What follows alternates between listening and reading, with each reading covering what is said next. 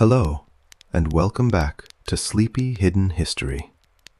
Tonight, we are going to follow a war that lasted 10 years, destroyed one of the most famous cities in the ancient world, and turned a young warrior named Achilles into a legend that has survived for nearly 3,000 years. But our story begins near the end, on a silent night outside the walls of Troy. An old king is crossing the battlefield alone. His name is Priam, and almost every son he has sent into this war is dead. The greatest of them, Hector, has been killed by Achilles, and his body is still being held inside the Greek camp. Priam carries no army and no weapon powerful enough to protect him. He brings only treasure, grief, and a request no father should ever have to make. Before the night is over, he will kneel before Achilles and kiss the hands that killed his son. And somehow, the most violent warrior in the Greek army will begin to cry beside him. How did a quarrel over honor bring these two men to the same room? Why did Achilles choose a short life and an early death when he had been warned exactly what would happen?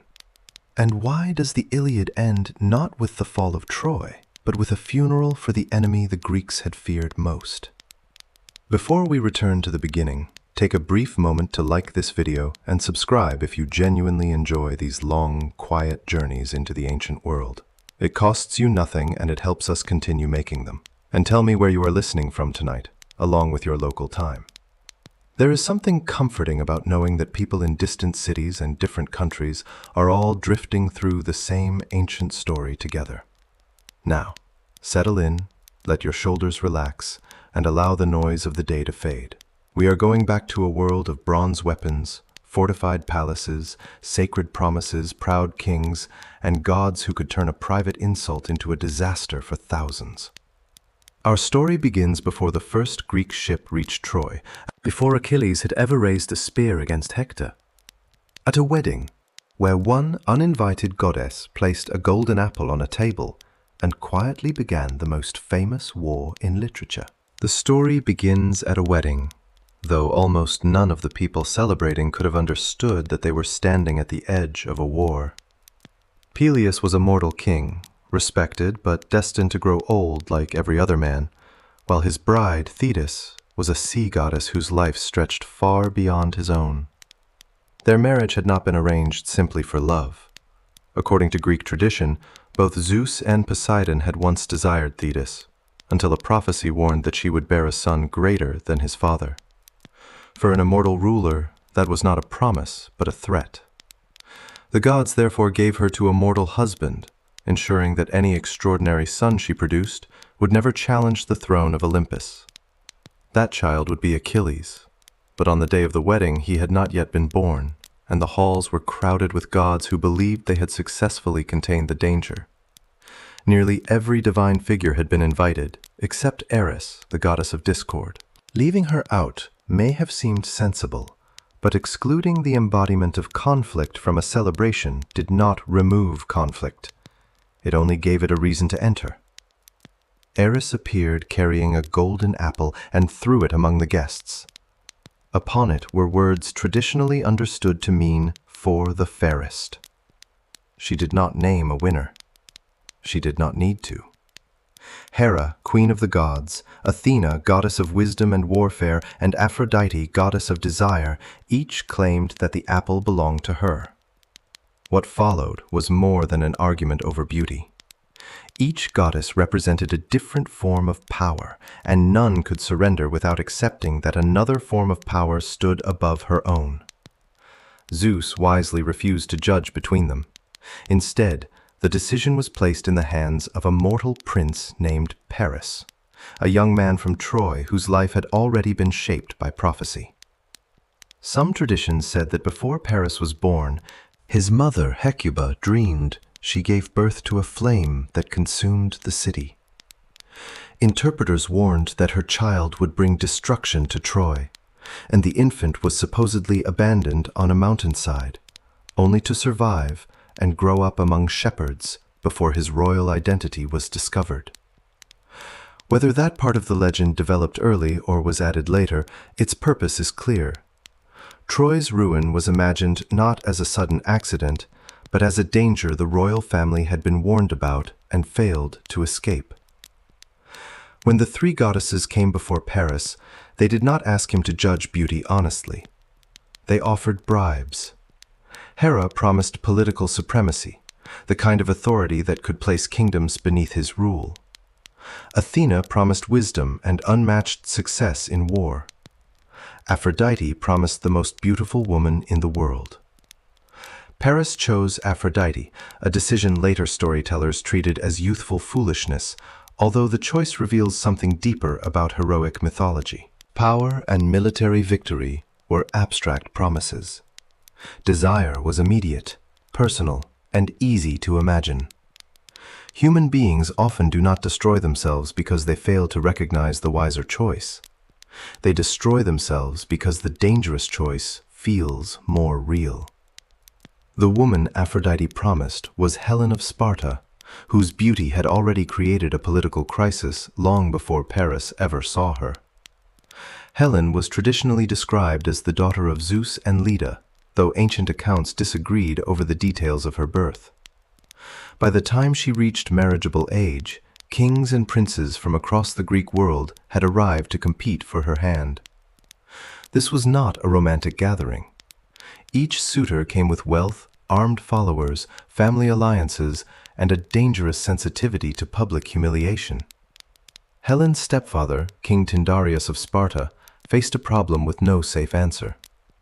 Choosing one man risked turning all the others into enemies. The solution, in later Greek tradition, came from Odysseus, the clever ruler of the small island kingdom of Ithaca. Odysseus apparently understood that he had little chance of winning Helen against richer and more powerful rivals. Instead, he offered Tyndareus a plan in exchange for help marrying Helen's cousin Penelope. Before Helen selected a husband, every suitor would swear a sacred oath to accept her decision and defend the chosen marriage against anyone who tried to destroy it. Each man agreed because each believed he might be the winner. Helen ultimately married Menelaus, brother of Agamemnon, ruler of wealthy Mycenae. The oath prevented immediate bloodshed, but it also created a military alliance waiting to be activated. A promise designed to stop one war would eventually help begin another. Years later, Paris arrived in Sparta as a guest. Under the customs later Greeks called xenia, the bond between host and visitor was protected by Zeus himself. A host offered food, shelter, gifts, and safety. A guest was expected to respect the household and leave without betrayal. Violating this relationship was not merely rude, it was an offense against social order and the gods who guarded it. Menelaus welcomed Paris into his palace, then left Sparta for reasons that differ among the surviving traditions, sometimes to attend a funeral on Crete. During his absence, Paris and Helen left for Troy. Whether Helen went willingly remains one of the oldest unanswered questions in the story. Homer's Iliad does not present her as a simple villain. She expresses regret, criticizes Paris, and seems painfully aware that men are dying in a conflict associated with her name. Other Greek works depict her as abducted, seduced, divinely compelled, emotionally divided, or even replaced by a phantom, while the real Helen remained in Egypt. These contradictions are not flaws that can easily be corrected. They show that ancient audiences themselves struggled with the question of responsibility. If Aphrodite overpowered Helen's judgment, how freely did she choose? If she willingly left, why does she later speak with such bitterness? And if the war served ambitions far larger than one marriage, why was so much blame placed upon the woman at its center? What can be said is that Paris returned to Troy with Helen and, in many versions, treasure taken from Menelaus's household. To Menelaus, this was the theft of a wife, an attack on his royal legitimacy, a violation of sacred hospitality, and a public humiliation that could not be ignored. He turned to Agamemnon, his older brother and the most powerful ruler among the Greek kings. Agamemnon saw more than a family grievance. A campaign against Troy offered the possibility of restoring his brother's honor, enforcing the oath, expanding his influence, and seizing wealth from a strategically placed city across the Aegean.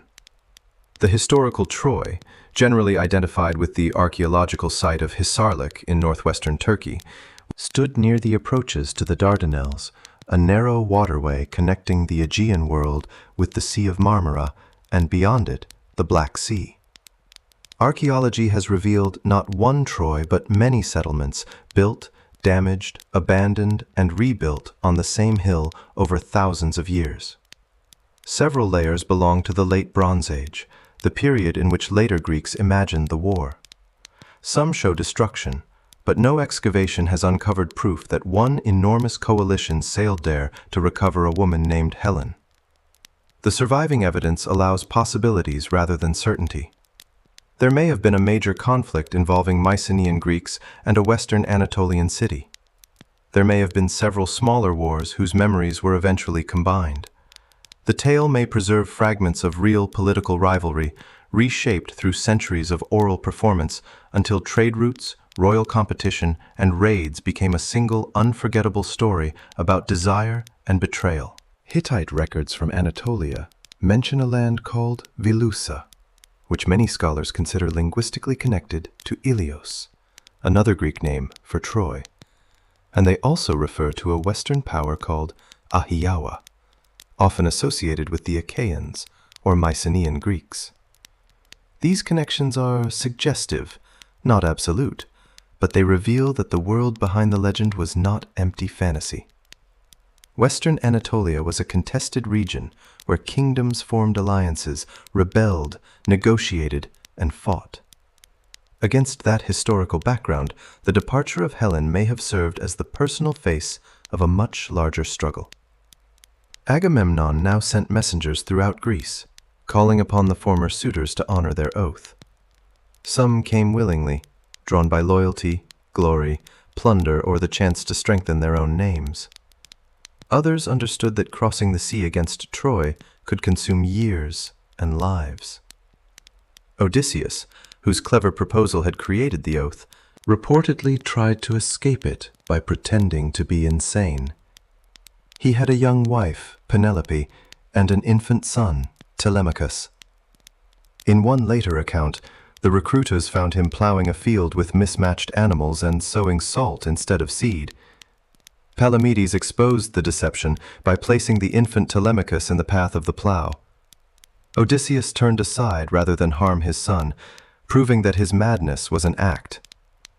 The story may not belong to the earliest form of the Trojan legend, but it captures a truth often lost beneath the splendor of epic warfare. Many of these men had homes they did not want to leave.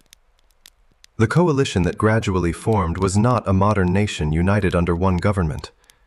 The Greek world of the Late Bronze Age consisted of palace-centered kingdoms with their own rulers, rivalries, and interests. Agamemnon could command because he possessed exceptional wealth and status, but the other kings were not ordinary officers. They were proud leaders who expected to be honored according to their rank. That arrangement contained the seed of future disaster. The army sailing toward Troy would be powerful enough to threaten a fortified city, yet fragile enough to be torn apart by personal insults. Among all the men summoned, however, one name mattered more than any other. Prophecy said Troy could not fall without Achilles, the son born from the wedding where the golden apple first appeared.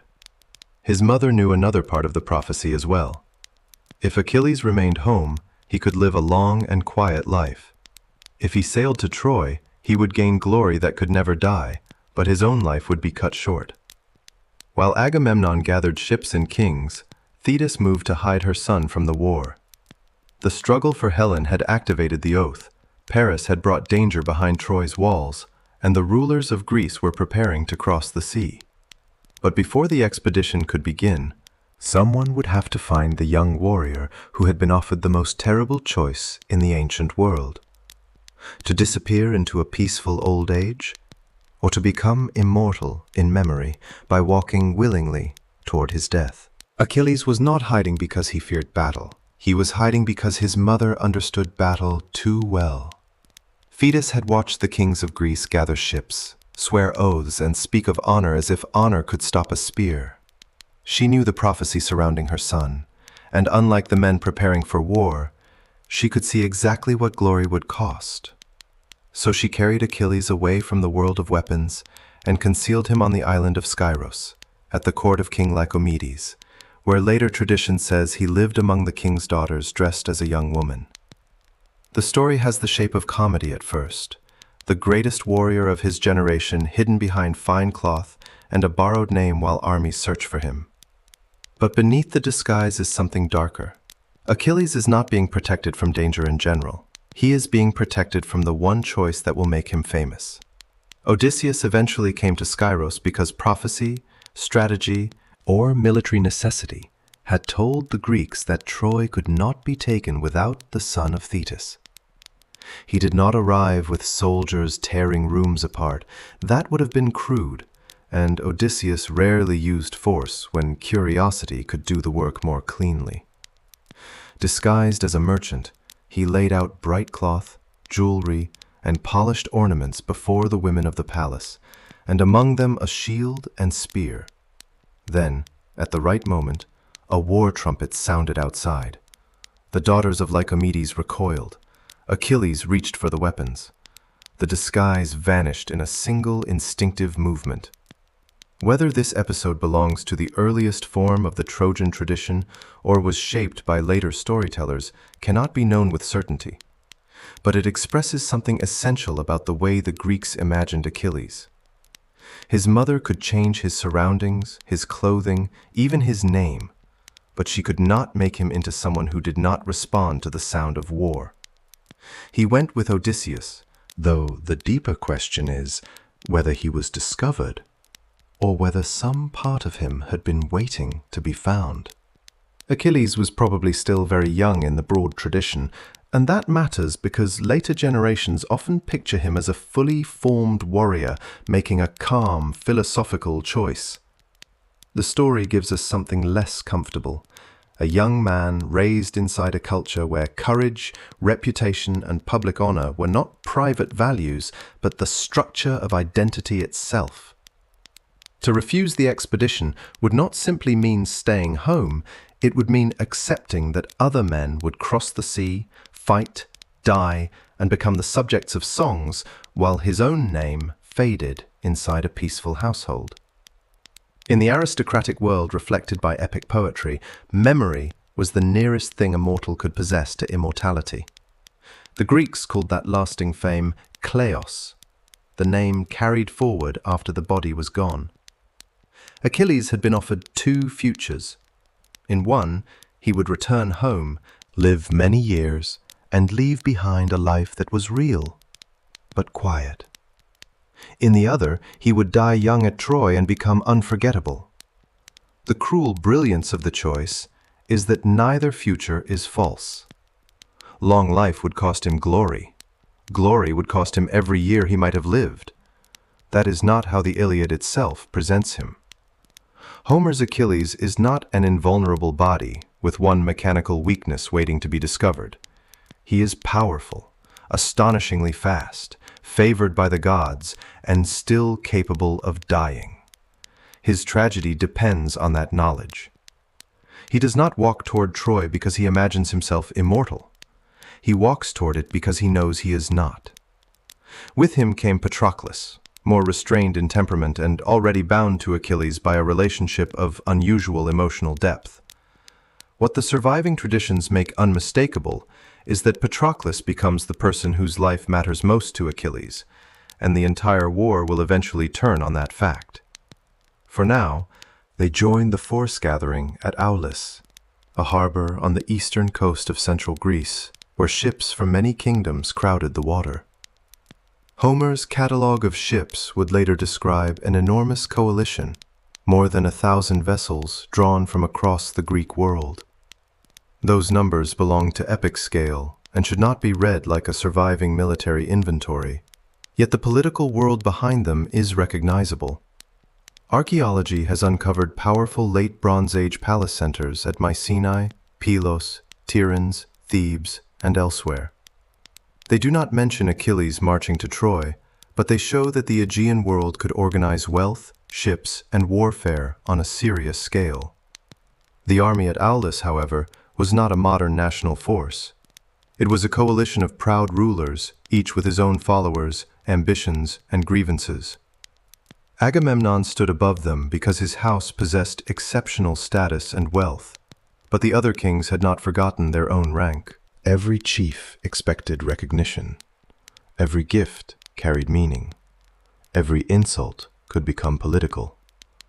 The expedition had not even left Greece, and already the structure that made it powerful was the same structure that might tear it apart. Then the wind stopped.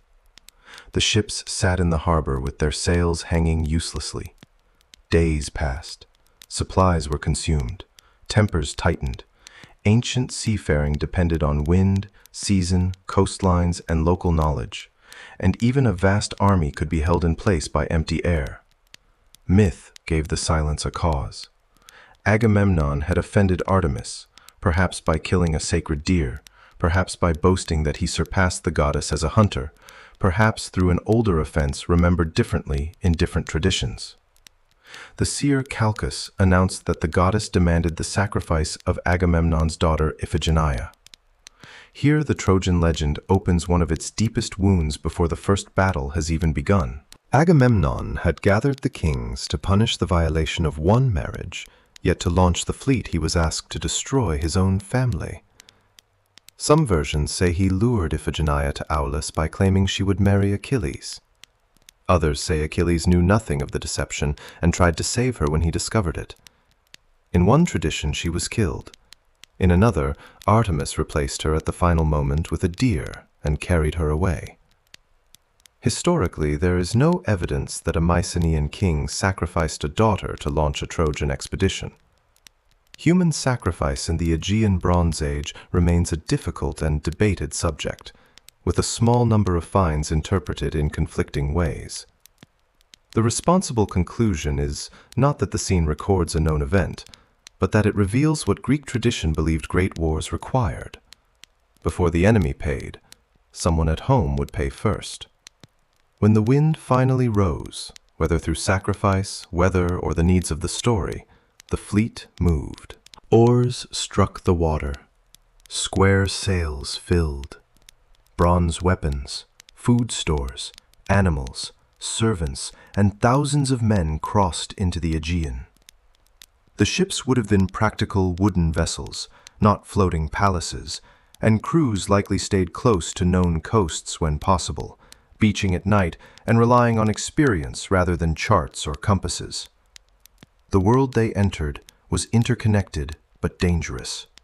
Kings exchanged gifts and messages, but trade did not remove conflict. The same sea lane could carry merchants one season and raiders the next. Somewhere beyond the islands stood Troy, near the entrance to the straits, a fortified settlement in a region watched by larger powers. Whether the historical dispute behind the legend concerned access, rebellion, piracy, dynastic rivalry, or several conflicts merged together, the expedition was sailing toward a place valuable enough to be remembered. Achilles traveled among them with the knowledge that every mile east narrowed his future. Thetis had failed to keep him hidden, but she had not failed to warn him. He could still imagine home behind him, his father Peleus growing older, the halls he might inherit, the family he might one day have. Ahead waited a different inheritance, one measured not in land, but in song. There is no reason to believe he felt only certainty. Courage in the Iliad is rarely the absence of fear or doubt. It is the act of moving while the cost remains visible. That is what makes Achilles more than a simple warrior fantasy. His greatest strength and his deepest weakness come from the same source. He cannot accept an ordinary measure of life. He wants his existence to mean something, large enough to survive death, and the world is about to grant that wish in the most merciless way possible. The fleet continued east, island after island falling behind, until the coastline of Anatolia began to rise ahead. Somewhere beyond the morning haze stood the walls the Greeks had crossed the sea to challenge. They had brought the cleverest king, the strongest spearman, the wealthiest commander, and the young man prophecy said they could not win without. What they had not brought was a way to end the war quickly. Troy was waiting, and once Achilles stepped onto its shore, the peaceful life promised to him would begin closing forever. The Greek ships reached the coast below Troy expecting a campaign, not a new way of life. Men who had crossed the Aegean with enough food for a voyage now had to think about surviving through seasons. Ships were pulled high onto the beach, wooden shelters rose behind defensive earthworks, cooking fires appeared between rows of tents, and the shoreline slowly became a permanent military settlement. Above the plain stood the city they had come to break, its walls catching the light each morning as if reminding them that arrival was not the same as victory. The later poets imagined the first landing through heroic combat, with prophecy warning that the first Greek to step onto Trojan soil would also be the first to die. Protesilaus leaped ashore, fought bravely, and was killed, turning the first moment of invasion into an omen for everything that followed. Whether such a man existed cannot be known, but the story understood something true about amphibious war. The shoreline is where confidence meets resistance.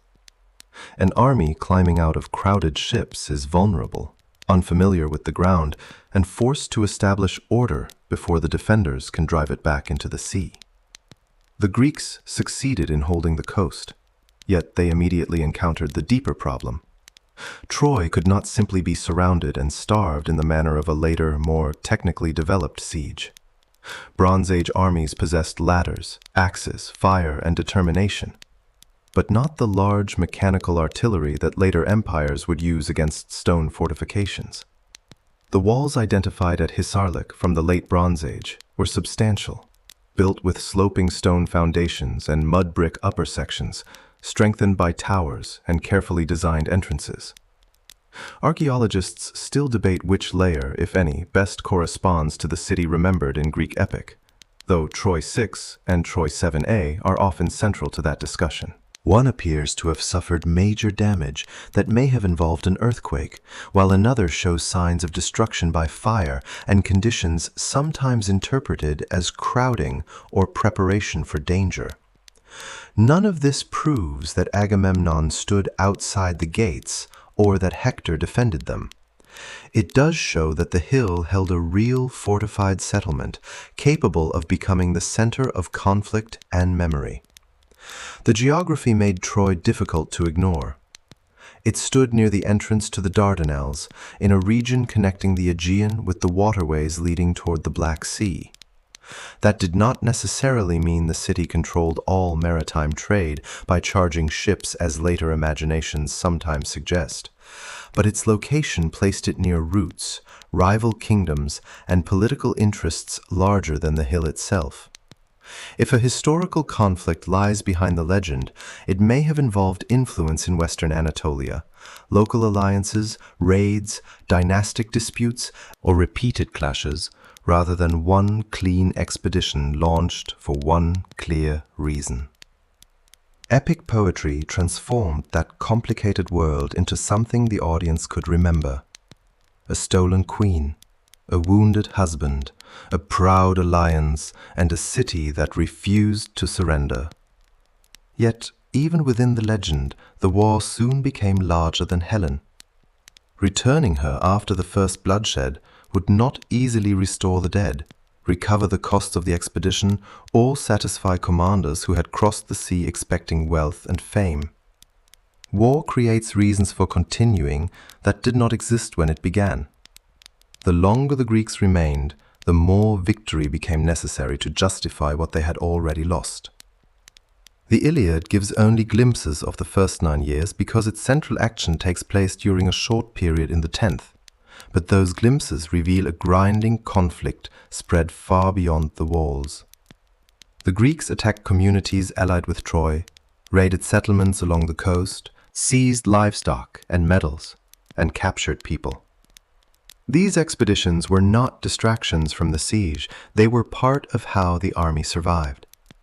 Thousands of men and animals consumed enormous quantities of grain, water, wine, meat, timber, and fodder. A force that could not live entirely from supplies shipped across the Aegean had to take resources from the surrounding region. The heroic language of conquest often hides this practical machinery. Every bright bronze helmet required food for the man beneath it. Every campfire consumed wood. Every additional year turned the expedition into a struggle not only against Troy, but against hunger, disease, weather, discipline, and the slow erosion of purpose. Achilles flourished in this kind of war. He was not merely the fastest runner or the best man in formal combat, he became the most effective raider among the Greeks, striking the settlements that supported Troy and weakening the network around the city. Tradition credited him with the capture of numerous towns, though ancient sources did not always agree on their number or location. His victories brought cattle, precious objects, armor, and captives back to the beach. They also created the reputation that now surrounded him. Men inside Troy could learn his name without ever meeting him, because refugees carried stories ahead of him. A city could survive an assault on its walls and still feel the war tightening as villages burned, allies disappeared, and roads became unsafe. Beside Achilles stood Patroclus, who did not command attention in the same way, but occupied a more important place than the army yet understood. Later tradition offered different explanations for how he came to live with Achilles, including a story that Patroclus had accidentally killed another youth and was sent away to be raised in the household of Peleus. What matters within the Iliad is the closeness between them. Patroclus speaks to Achilles with a freedom others do not possess. He cares for wounded men, recognizes suffering outside the narrow argument of rank, and moves naturally between the terrifying warrior and the human being beneath the armor. Achilles could dominate a battlefield, but Patroclus remained one of the few people capable of reaching him when anger closed every other path. Their bond was already shaping events even while the war seemed unchanged. Inside Troy, Hector carried a different kind of burden. He had not judged the goddesses, sailed to Sparta, or brought Helen through the gates. Paris had done those things. Yet Hector was the man expected to stand in front of the consequences. He was Priam's greatest warrior, the husband of Andromache, the father of a young son, and the visible assurance that the city could still be defended. Each day he left behind people who needed him to return, and each day the expectations surrounding him made retreat more difficult. Achilles fought, knowing he had chosen a short road toward glory. Hector fought because an entire city stood behind him. The difference would later make their conflict feel less like a contest between good and evil than a collision between two forms of duty, each powerful enough to destroy the man carrying it. Priam ruled from within the city, already old by the time the war reached its final year. Epic tradition gave him many sons and daughters, perhaps not as a realistic household count, but as an image of a vast royal family gradually consumed by conflict. He could advise, negotiate, mourn, and send men into battle, but he could not reverse the decision that had brought Helen to Troy. Hecuba watched her sons leave through the gates. Cassandra warned of disaster and was not believed. And Helen lived in the center of the royal household, neither treated simply as a prisoner nor allowed to escape the blame attached to her presence. The Iliad lets her speak with self-reproach, but it also shows Trojan elders watching her approach and admitting that her beauty seemed almost beyond ordinary humanity. Their response is unsettling because it turns destruction into something aesthetically understandable. They know the war is terrible, yet in her presence they can imagine why men continued it. That does not make Helen responsible for 10 years of decisions made by kings and warriors. It reveals how easily societies place the visible symbol of a conflict where its true causes are too tangled to confront. Paris remained capable with a bow and willing to fight when pressed, but he never carried the same moral weight as Hector. He could return to Helen, to music, to the protected spaces of the palace. Hector could not. The brothers occupied the same city, but lived in different wars. For Paris, the conflict began with desire. For Hector, it became responsibility. Outside the walls, the Greek coalition developed its own divisions. Agamemnon commanded the largest authority, but authority did not guarantee admiration. Ajax possessed immense physical strength. Diomedes gained respect through aggression and discipline. Odysseus remained valuable whenever the army required persuasion, planning, or deceit. Nestor offered stories from an older generation, using memory as a tool of command. Achilles surpassed them all in battlefield value, and that imbalance was dangerous. An army that depends too heavily on one man may praise him while fearing the power his absence would create. Agamemnon needed Achilles, yet could not openly behave as though Achilles stood above the commander. Achilles accepted Agamemnon's leadership only so long as his own honor remained visible. Their conflict was not an unexpected crack in an otherwise perfect alliance. It was built into the political structure from the beginning.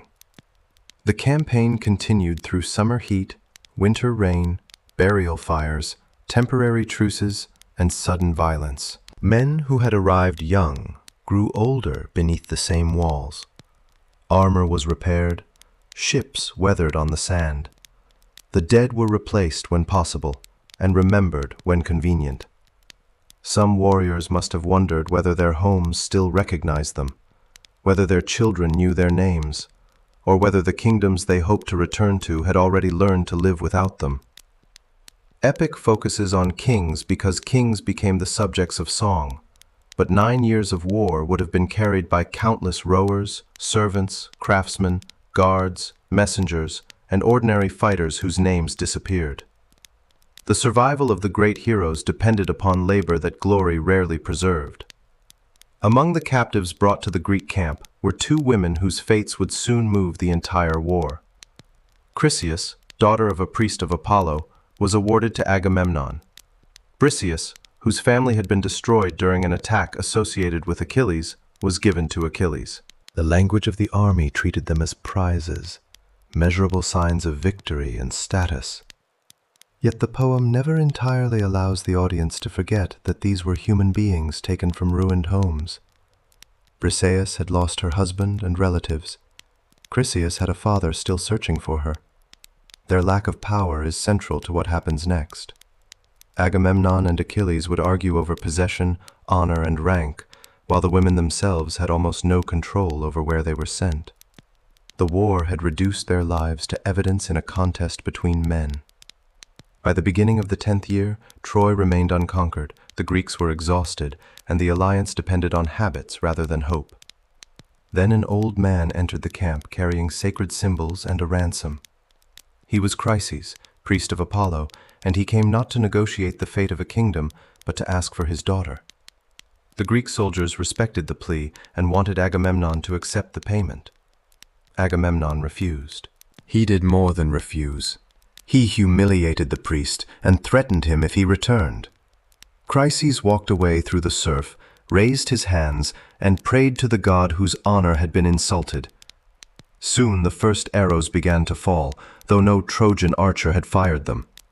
Animals sickened, men developed fever, funeral fires multiplied along the beach. After 9 years of surviving Hector, hunger, and the walls of Troy, the Greek army was about to be brought to its knees by the pride of its own commander, and the only man willing to challenge him would turn a plague into a quarrel capable of killing more Greeks than Apollo ever could. For 9 days the funeral fires burned along the shore, and each morning the Greek camp woke to fewer voices.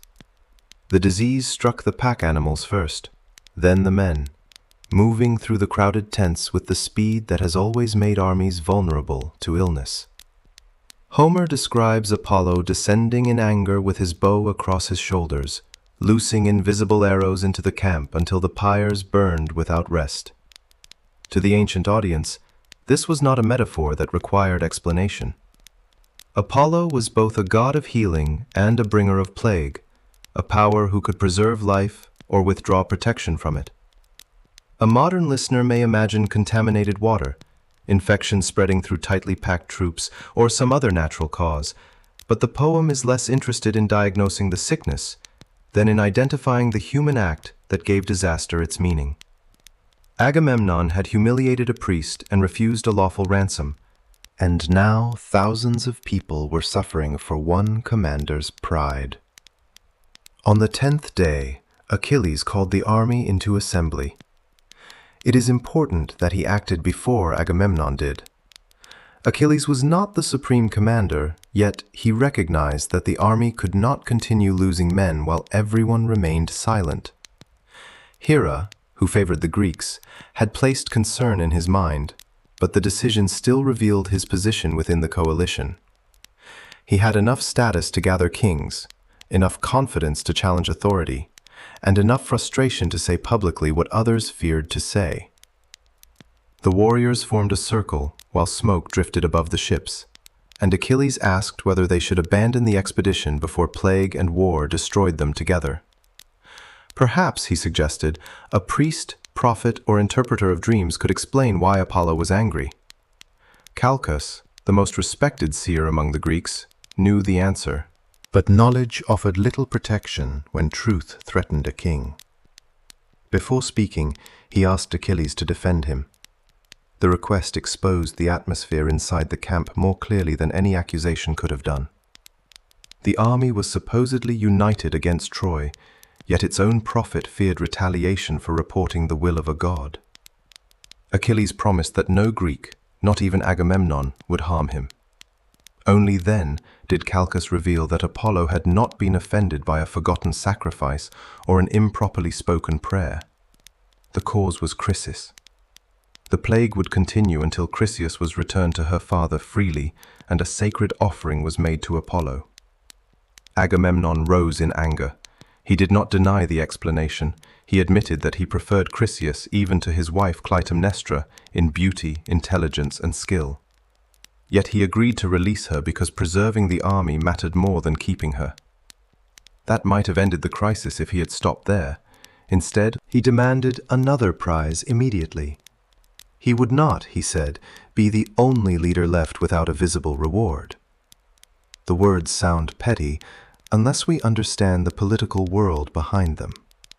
Wealth seized in war was divided according to rank, and the portion given to a commander was more than property. It was a public measurement of status. If Agamemnon surrendered Chryseis and received nothing in return, he feared the army would see the high king standing empty-handed while lesser leaders kept their prizes. His authority depended not only on command, but on being seen as the most honored man in the camp. Achilles answered that the shared treasure had already been distributed. There was no unused store from which to replace Agamemnon's loss. Troy had not fallen, so its wealth could not yet be divided.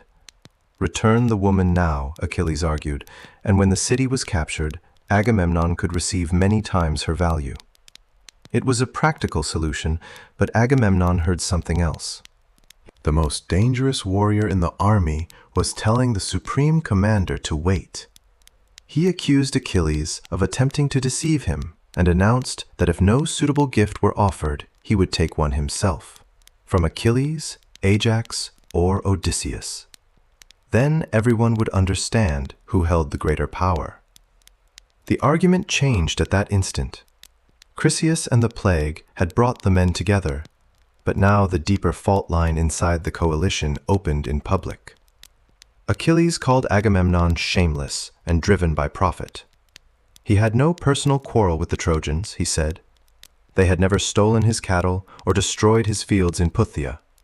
He had crossed the sea to fight for Menelaus and Agamemnon, yet whenever the army divided its rewards, Agamemnon claimed the greatest portion, while Achilles carried the heaviest burden in battle. The complaint went beyond one captive woman. Achilles was asking why the man who risked less could command more, a question that reaches far beyond the Bronze Age setting. Military power and political power rarely belong to the same person in equal measure. Agamemnon possessed the largest authority because of birth, wealth, and the forces under his command. Achilles possessed the greatest individual value on the battlefield. Each man depended on the other, and each resented the dependence. Agamemnon could not tolerate a warrior becoming too powerful to control. Achilles could not tolerate a commander receiving honor that his courage had not earned. Their alliance had survived 9 years because victory remained possible. Now illness, exhaustion, and humiliation stripped away the patience that had held it together. Achilles declared that he would return home. He would not remain to gather wealth for a king who answered loyalty with insult. Agamemnon told him to go. Other men would honor the commander, and Zeus, he claimed, favored kings. Then he made the threat personal. Because he was surrendering Chryseis, he would come to Achilles' shelter and take Briseis, so Achilles would learn how much stronger Agamemnon was, and others would fear challenging him. Achilles felt his hand close around the hilt of his sword. For a moment, the direction of the entire war depended on whether he drew it. He considered killing Agamemnon in front of the assembled army, cutting down the leader of the expedition, and ending the insult with blood. Homer slows the scene until we can almost feel the weapon beginning to leave its sheath. Then, Athena appeared behind Achilles, visible only to him, sent by Hera because both goddesses cared for the Greeks. She caught him by the hair and commanded him to stop. He could use words, she said, but not steal. One day, he would receive gifts worth far more than what had been taken. Achilles obeyed, though obedience did not calm him. Whether the scene is understood literally, within the divine world of epic, or as a poetic image of self-control, its force comes from the same truth. Achilles had reached the edge of an irreversible act and pulled back only at the final instant.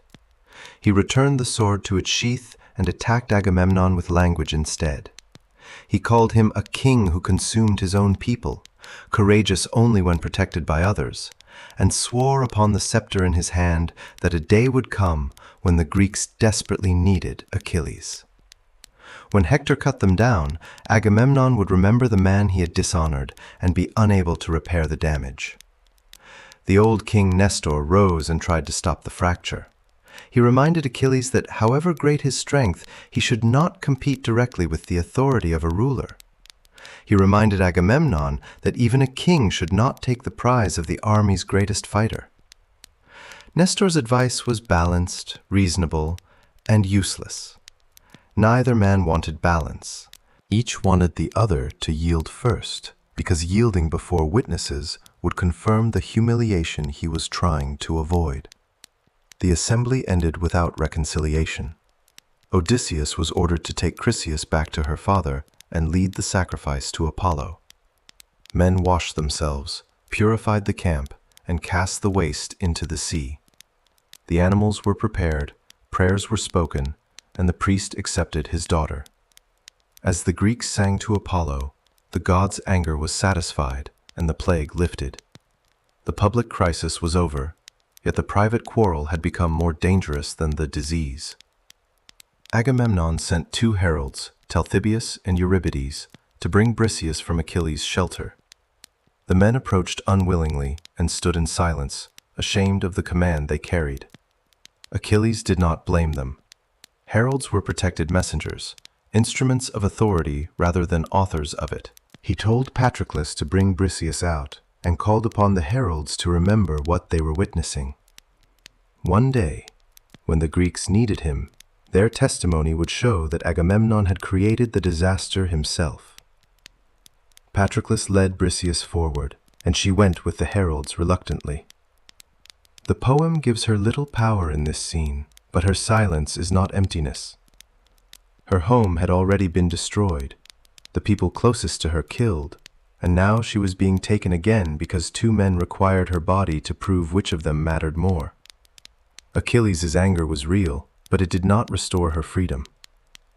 Agamemnon's authority was real, but it could express itself only by controlling someone who could not resist. The heroic code produced glorious speeches for men and nearly no choices for the women used to measure their honor. When the heralds disappeared into the camp, Achilles walked away from his companions and sat alone beside the gray sea. There, removed from the assembly and the eyes of other warriors, The man who had nearly killed a king began to weep. He called to Thetis, asking why she had given birth to him if his short life was also to be stripped of honor. Thetis rose from the water and sat beside her son. She already knew his life would be brief, but now she heard him ask for something that would make the remaining years even darker. Achilles wanted her to go to Zeus and persuade him to help the Trojans. He wanted the Greeks driven back against their ships until they understood how badly they needed the man Agamemnon had insulted. This was no simple withdrawal from an unjust command. Achilles was asking for his own army to suffer. Men who had taken no part in the quarrel would die so that the survivors could recognize his worth. His pain had become a demand that the world confirm it. Thetis agreed, though Zeus was away among the Ethiopians and would not return for 12 days. Achilles withdrew his Myrmidons from battle and waited. When Zeus finally returned to Olympus, Thetis approached him, knelt, and grasped his knees in the formal gesture of a supplicant. She reminded him of favors she had once done and asked him to honor her doomed son by granting success to Troy until Agamemnon regretted his insult. Zeus hesitated because Hera supported the Greeks and would recognize what he had done. But at last he lowered his dark brows and nodded. Olympus itself shook with the decision. From that point forward, the battlefield would no longer be shaped only by the strength of armies. It would be arranged to answer the wounded pride of Achilles. Down on the shore, the greatest Greek warrior sat beside his ships while the others prepared to fight without him. Beyond the plain, Hector still did not know that his most dangerous enemy had removed himself from the war. He would learn soon enough, and with Zeus now favoring Troy, the walls that had protected Hector for 9 years were about to open, sending him across the battlefield toward the Greek ships and toward a victory more dangerous than defeat. The Trojan gates opened beneath a pale morning sky, and for the first time in years the men marching out of them carried more than courage. They carried the feeling that the balance had changed. Achilles was still somewhere among the Greek ships, but his spear was absent from the field, and absence can become a presence of its own when every soldier knows what is missing. Hector moved at the front, not because he had begun the war or gained the most from it, but because Troy now depended upon the one man who could make others believe the city still had a future. Before the armies fully collided, Paris stepped forward, wearing leopard skin over his armor, and challenged the Greeks to send their best warrior against him. It was a dramatic gesture, almost an attempt to compress 10 years of bloodshed into a single contest. And when Menelaus saw the man who had taken Helen standing alone between the armies, he reacted like a starving lion shown prey. Paris faltered.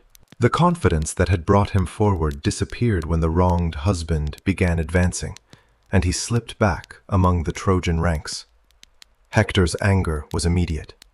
He told his brother that beauty and charm were worthless if the man who possessed them could not face the consequences they had created.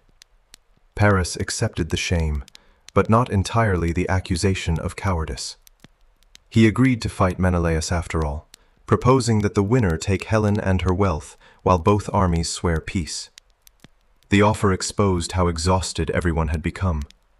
Priam was summoned from the city to witness the oath, and Helen was brought to the wall, where Trojan elders asked her to identify the leading Greeks below. She named Agamemnon, Odysseus, Ajax, and others she had once known in another life. The scene is quiet, but unsettling. Helen stands between two worlds, describing the men who have crossed the sea for her while living among the family of the man who brought her away. She searches the Greek ranks for her brothers Castor and Polydeuces, not knowing that tradition already counted them among the dead. Homer allows the audience to understand what she cannot. War has not merely separated Helen from home. Time itself has continued without her. Priam then crossed the field, swore the formal oath with Agamemnon, and returned to Troy because he could not bear to watch the duel. Menelaus and Paris met between the armies. Their spears struck shields. Menelaus broke his sword against Paris's helmet, then seized him by the crest and began dragging him toward the Greek lines. The strap beneath Paris's chin tightened. and for a moment the war appeared ready to end exactly as both sides had agreed. Then Aphrodite intervened. She broke the strap, wrapped Paris in mist, and carried him back to his chamber in Troy. To the warriors outside, he simply vanished from Menelaus's grasp. Agamemnon declared Menelaus the victor and demanded Helen's return.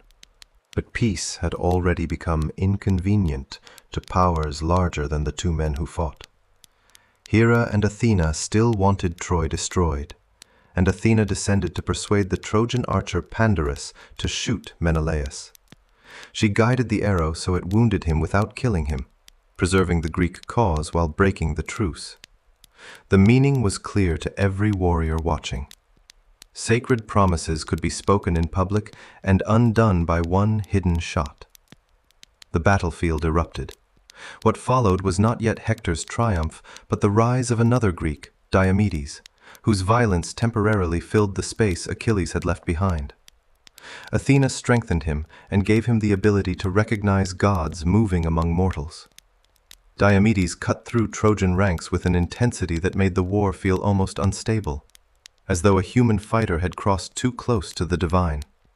He wounded Aeneas, and when Aphrodite attempted to rescue her son, Diomedes struck the goddess in the hand. Later, he attacked Ares himself, with Athena's help, driving the god of war from the field. These scenes were not intended as realistic battlefield reporting, yet they reveal how Homer understood combat.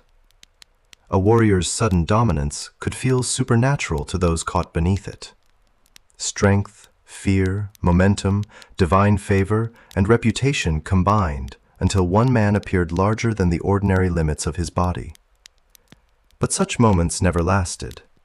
No hero controlled the field forever, and while Diomedes burned through the Trojan line, Hector returned to the city to ask the women of Troy to pray for Athena's mercy. Inside the walls, the war sounded different. On the plain, it was bronze against bronze, shouted commands, dust, and men falling. Within the city, it was waiting. Mothers listened for news, servants carried water, old men watched the gates. Every family understood that the person leaving in armor might return on a shield, or not return at all. Hector first found his mother Hecuba and told her to gather the noble women at Athena's temple with the finest robe in the palace. They placed it upon the goddess's knees and promised sacrifice if she would stop Diomedes. Athena refused. Hector then went to find Paris and discovered him inside his chamber handling his weapons while Helen sat among her attendants. The contrast was painful. Men were dying outside, yet Paris remained protected by the city his choices had endangered. Hector attacked him with words, but Helen turned the blame inward, calling herself hateful and wishing she had died before coming to Troy. She also recognized the difference between the brothers. Hector had borne every insult and every burden, while Paris could still be moved only when shame reached him personally. Paris promised to return to battle. Hector did not wait. He went searching for Andromache, and learned that she had gone to the wall with their young son because she had heard the Trojans were being driven back. He found her near the Scaean gate, with a nurse carrying the child the Trojans called Astyanax, lord of the city, because Hector's protection made the city feel secure. Andromache took Hector's hand and spoke with the urgency of someone who already knew the ending. Achilles had killed her father and her 7 brothers, and her mother was dead as well. Hector was no longer only her husband. He was her father, mother, brother, and entire family. She begged him not to return to the open field. She suggested a defensive position near the wall, where the city was most vulnerable, not because she lacked courage, but because she understood that bravery had become indistinguishable from abandonment. Hector listened, and his answer makes him one of the most human figures in the epic. He admitted that he shared her fears. He knew Troy might fall. He could imagine Priam and Hecuba dead, his brothers destroyed, and the Trojan women carried away. Yet the thought that tormented him most was Andromache, enslaved in a foreign land, forced to labor while someone pointed to her and said she had once been the wife of Hector. He did not claim certainty of victory. He did not promise the gods would save them. He said he would feel unbearable shame before the Trojan men and women if he stayed away from battle. Hector's courage, therefore, contains the weakness hidden inside heroic honor.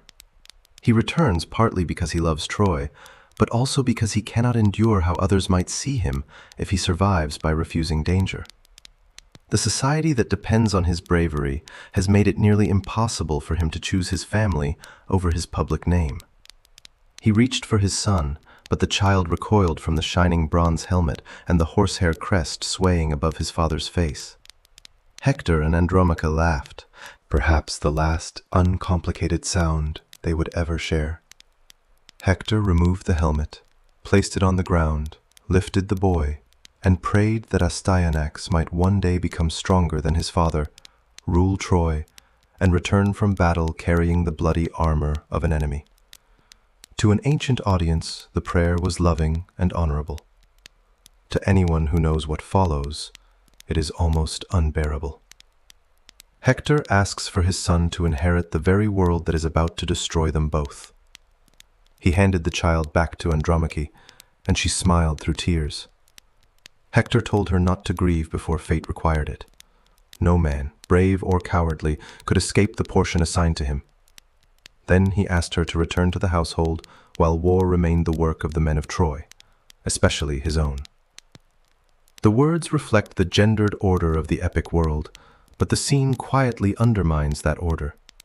Hector may control the spear, yet Andromache understands the cost more clearly than he does. He walks toward glory. She will be left to live with its consequences. Paris caught up with Hector as the brothers returned to battle, shining in his armor and moving with renewed energy. Hector did not praise him, but neither did he reject him. Troy could not afford moral purity. It needed every fighter it had. The war continued until Hector challenged the Greeks to another single combat, and this time Ajax was chosen by lot. Ajax approached behind a shield described like a moving wall, while Hector stood his ground before a man larger than almost anyone on the field. Their spears pierced shield layers and armor, stones were lifted and thrown, swords came out. Darkness finally ended the duel before either man could win. The heralds separated them, and the two warriors exchanged gifts. Hector gave Ajax a sword, and Ajax gave Hector a belt. The gesture was not friendship, but recognition. Each man had met an enemy whose courage made hatred too simple. The gifts would later acquire darker meanings in other traditions. Yet, for the moment, they showed that the heroic code could create respect, even while it prevented peace. After both armies buried their dead, the Greeks constructed a defensive wall and ditch around the ships, physical evidence that the besiegers were beginning to fear being besieged. Zeus then ordered the gods to stop interfering and placed the weight of fate upon his golden scales. The Greek side sank. Hector drove forward. Trojan chariots crossed the plain, arrows fell among the retreating men, and the Greeks were forced behind their own defenses. Hera and Athena wanted to help, but could not openly defy Zeus. By evening, Hector camped outside the city, rather than withdrawing behind the walls. Thousands of fires spread across the plain, each one surrounded by Trojan soldiers waiting for dawn. From the Greek camp, those flames must have looked like a second city growing in the darkness, closer to the ships than Troy had ever been. Hector ordered his men to remain ready, fearing the Greeks might attempt to escape during the night. For the first time, the invaders faced the possibility that their route home would be destroyed before they could use it. Agamemnon looked across the fires and finally understood that authority could not replace the warrior he had driven away. The army did not need another command, it needed Achilles. And before the next assault began, 3 men would be sent through the darkness, carrying gold, promises, and an apology that was not quite an apology, hoping to discover whether the most dangerous man in Greece could still be persuaded to care what happened to the Greeks. The fires of the Trojan camp burned across the plain like a second horizon, and inside the Greek defenses men listened to the sounds of an enemy no longer willing to retreat behind its walls. Horses stamped in the darkness. Shields rested beside sleeping warriors. Hector had ordered thousands of Trojans and allies to remain close to the ships, ready to strike again at dawn, and for the first time the Greeks understood that the sea behind them was not simply the road home. It could become a trap. Agamemnon called the commanders together in the night, his confidence finally broken by the sight of those fires. He wept, tore at his hair, and proposed abandoning Troy before the army was destroyed. The suggestion was almost unbelievable, coming from the man who had held the coalition in place for 9 years. Diomedes answered first, and told him that if he wished to leave, the ships of Mycenae were waiting, but the rest of the Greeks could remain until Troy fell. He was willing to compensate Achilles, but not quite willing to admit that Achilles had been right. Odysseus, Ajax, and Phoenix were chosen to carry the offer, accompanied by heralds who could witness whatever answer was given. They crossed the dark camp and followed the shoreline toward the shelters of the Myrmidons, passing men who might not live through the next day. When they reached Achilles, they found him holding a lyre, singing of the famous deeds of earlier heroes, while Patroclus sat silently across from him. The image is one of the strangest and most revealing in the Iliad. Outside, the war that would make Achilles famous was approaching disaster.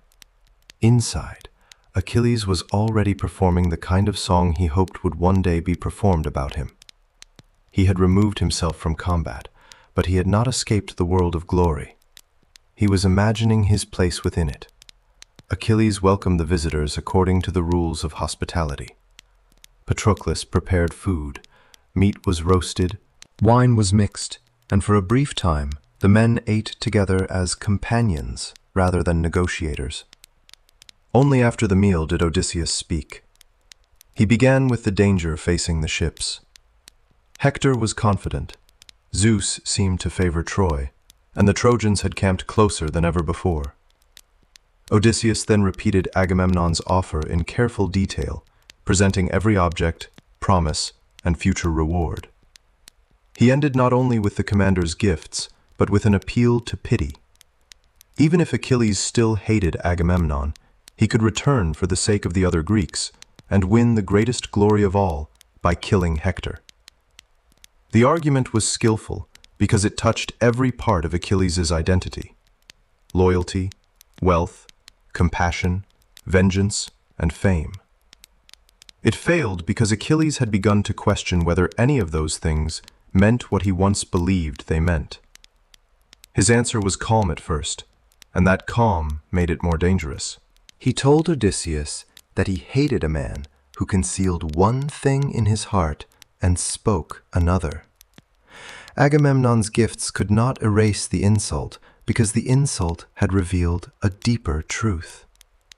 Achilles had fought harder than other men, attacked cities, stayed awake through dangerous nights, and risked his life repeatedly, yet Agamemnon could still take away his prize whenever he wished. The warrior who remained safely behind the lines could claim the richest share, while the man who carried the battle received only what the commander allowed him to keep. Achilles compared himself to a mother bird that gathers food for her young while going hungry herself. He had given everything to the army and discovered that sacrifice did not create security. Then he said something that cuts through the entire heroic system. The same fate, he argued, waits for the brave man and the coward. The man who fights and the man who stays behind both die. Wealth can be replaced, cattle can be stolen and recovered, gold can be acquired. A human life, once it passes beyond the teeth, cannot be brought back. These ideas do not turn Achilles into a modern critic of war, and he does not suddenly reject violence. He still values honor intensely, but he now sees the contradiction at the heart of the heroic bargain. Men are told to risk everything for glory, yet those who distribute glory are themselves flawed, jealous, and politically powerful. If Agamemnon can redefine honor whenever it suits him, then what exactly is Achilles being asked to die for? He revealed the prophecy Thetis had given him. 2 possible destinies remained. If he stayed at Troy, he would never return home, but his fame would never die. If he sailed back to Phthia, His glory would fade, but his life would be long. Achilles announced that he now intended to choose life. At dawn, he said, he could launch his ships, cross the Aegean, and return to his father. He advised the other Greeks to leave as well, because Troy's walls would not be broken while Zeus protected the city. The embassy had come expecting anger that could be softened with gifts. Instead, it found a man challenging the value of the entire war. Phoenix answered next. He had known Achilles since childhood and spoke less like an ambassador than a father. Peleus had sent him to Troy to guide the young warrior, teaching him how to speak in assemblies and act in battle. Phoenix begged Achilles not to abandon him in old age. He described the spirits of prayer as slow, wrinkled figures who follow behind destructive blindness, trying to repair the damage it causes. A person who receives them respectfully may still be helped. A person who rejects them risks being pursued by ruin. Then Phoenix told the story of Meleager, a warrior who withdrew from battle after a dispute while enemies attacked his city. Meleager refused gifts and pleas until the danger reached his own home. He finally returned and saved the people. But because he had waited too long, he lost the rewards he might have received earlier. The message was clear. Achilles could remain angry and still return before the cost became unbearable. If he waited until the ships were burning, he might fight without honor, reward, or the power to save the people he cared about. Achilles listened with affection but did not yield. He told Phoenix he did not need gifts from Agamemnon to honor him. Phoenix could remain among the Myrmidons and sail home with him if he wished. Achilles' answer showed that his heart was not closed to every human bond. He still loved Phoenix. What he rejected was the idea that those bonds should force him back into a system that had humiliated him. Ajax then spoke, and unlike Odysseus or Phoenix, he did not attempt elegance. He turned to the others and said they should leave because Achilles had made his decision. But before going, Ajax accused him of becoming hard and merciless. A man may accept compensation even for the death of a brother or a son, he argued, and the killer can remain among his people after payment is made. Achilles, however, refused enormous gifts over one woman and ignored the friendship of men who had come to honor him. Ajax's criticism struck close to the weakness in Achilles' position. The original insult was serious, but the consequences had expanded beyond Agamemnon. Soldiers who had not taken Briseis were dying. Friends who respected Achilles were asking for help. His refusal was becoming less a defense of justice and more a demand that everyone else experience his pain. Achilles softened only slightly. He admitted that Ajax's words felt honest, and that his anger rose whenever he remembered Agamemnon treating him like a powerless outsider. He would not return, he said, until Hector reached the ships and shelters of the Myrmidons. Hector could kill Greeks and burn vessels elsewhere in the camp, but if he came near Achilles' own men, the fighting would stop. The embassy returned through the darkness, carrying an answer worse than simple refusal. Achilles was not negotiating. Agamemnon's wealth had failed because the crisis was no longer about wealth. When Odysseus reported the response, silence filled the assembly. Diomedes finally told the commanders that sending the embassy had been a mistake because the gifts might only have increased Achilles' pride. The army should eat, rest, and prepare to fight without him. Before dawn, Agamemnon moved among the troops, calling men to arms, while on the Trojan side Hector prepared to finish what he had begun. The next day brought one of the fiercest shifts in the war. Agamemnon fought with unexpected strength, driving the Trojans back and killing several warriors, as if personal courage could still repair political failure. But his success ended when he was wounded and forced from the field. Diomedes was struck by an arrow. Odysseus found himself surrounded and was injured. The healer Machaon was carried away in Nestor's chariot. One by one, the commanders capable of organizing resistance disappeared toward the ships. From a distance, Achilles watched the wounded returning. He had promised not to fight, but he had not stopped paying attention. When he saw Nestor's chariot carrying an injured man, he called Patroclus and sent him to discover who it was. That small request became the hinge on which the rest of the Iliad turned. Patroclus reached Nestor's shelter and learned that Machaon, one of the army's most valuable healers, had been wounded. Nestor did not waste the opportunity. He reminded Patroclus of advice given long ago by his father. Achilles was the stronger fighter, but Patroclus was older and might guide him toward wiser choices. If Achilles could not be persuaded to return, perhaps Patroclus could borrow his armor, lead the Myrmidons into battle, and frighten the Trojans into believing the greatest Greek warrior had come back. Patroclus left carrying the idea with him. On his way, he stopped to help Eurypylus, another wounded Greek, cleaning the injury and using medicine to ease the pain. The delay revealed exactly why Patroclus mattered. Where Achilles saw the army through the question of honor, Patroclus saw individual men bleeding. Meanwhile, Hector attacked the Greek wall. The ditch and defenses slowed the Trojan chariots, so the warriors dismounted and advanced on foot. An omen appeared when an eagle carrying a snake dropped it among the troops after being bitten. Polydamas advised Hector to retreat, interpreting the sign as a warning that the Trojans might reach the ships but fail to return safely. Hector rejected the advice. He had momentum, confidence, and what appeared to be the support of Zeus. Caution now looked too much like fear. He lifted a massive stone and smashed through one of the gates. The Trojan army poured into the Greek defenses, and the battle moved toward the vessels pulled up along the shore. Ajax stood above the fighting with a long spear, moving from ship to ship and shouting for the Greeks to hold. Hector reached the vessel of Protesilaus and seized its stern. Torches were called for. The Trojans wanted fire because burning even one ship would transform panic into collapse.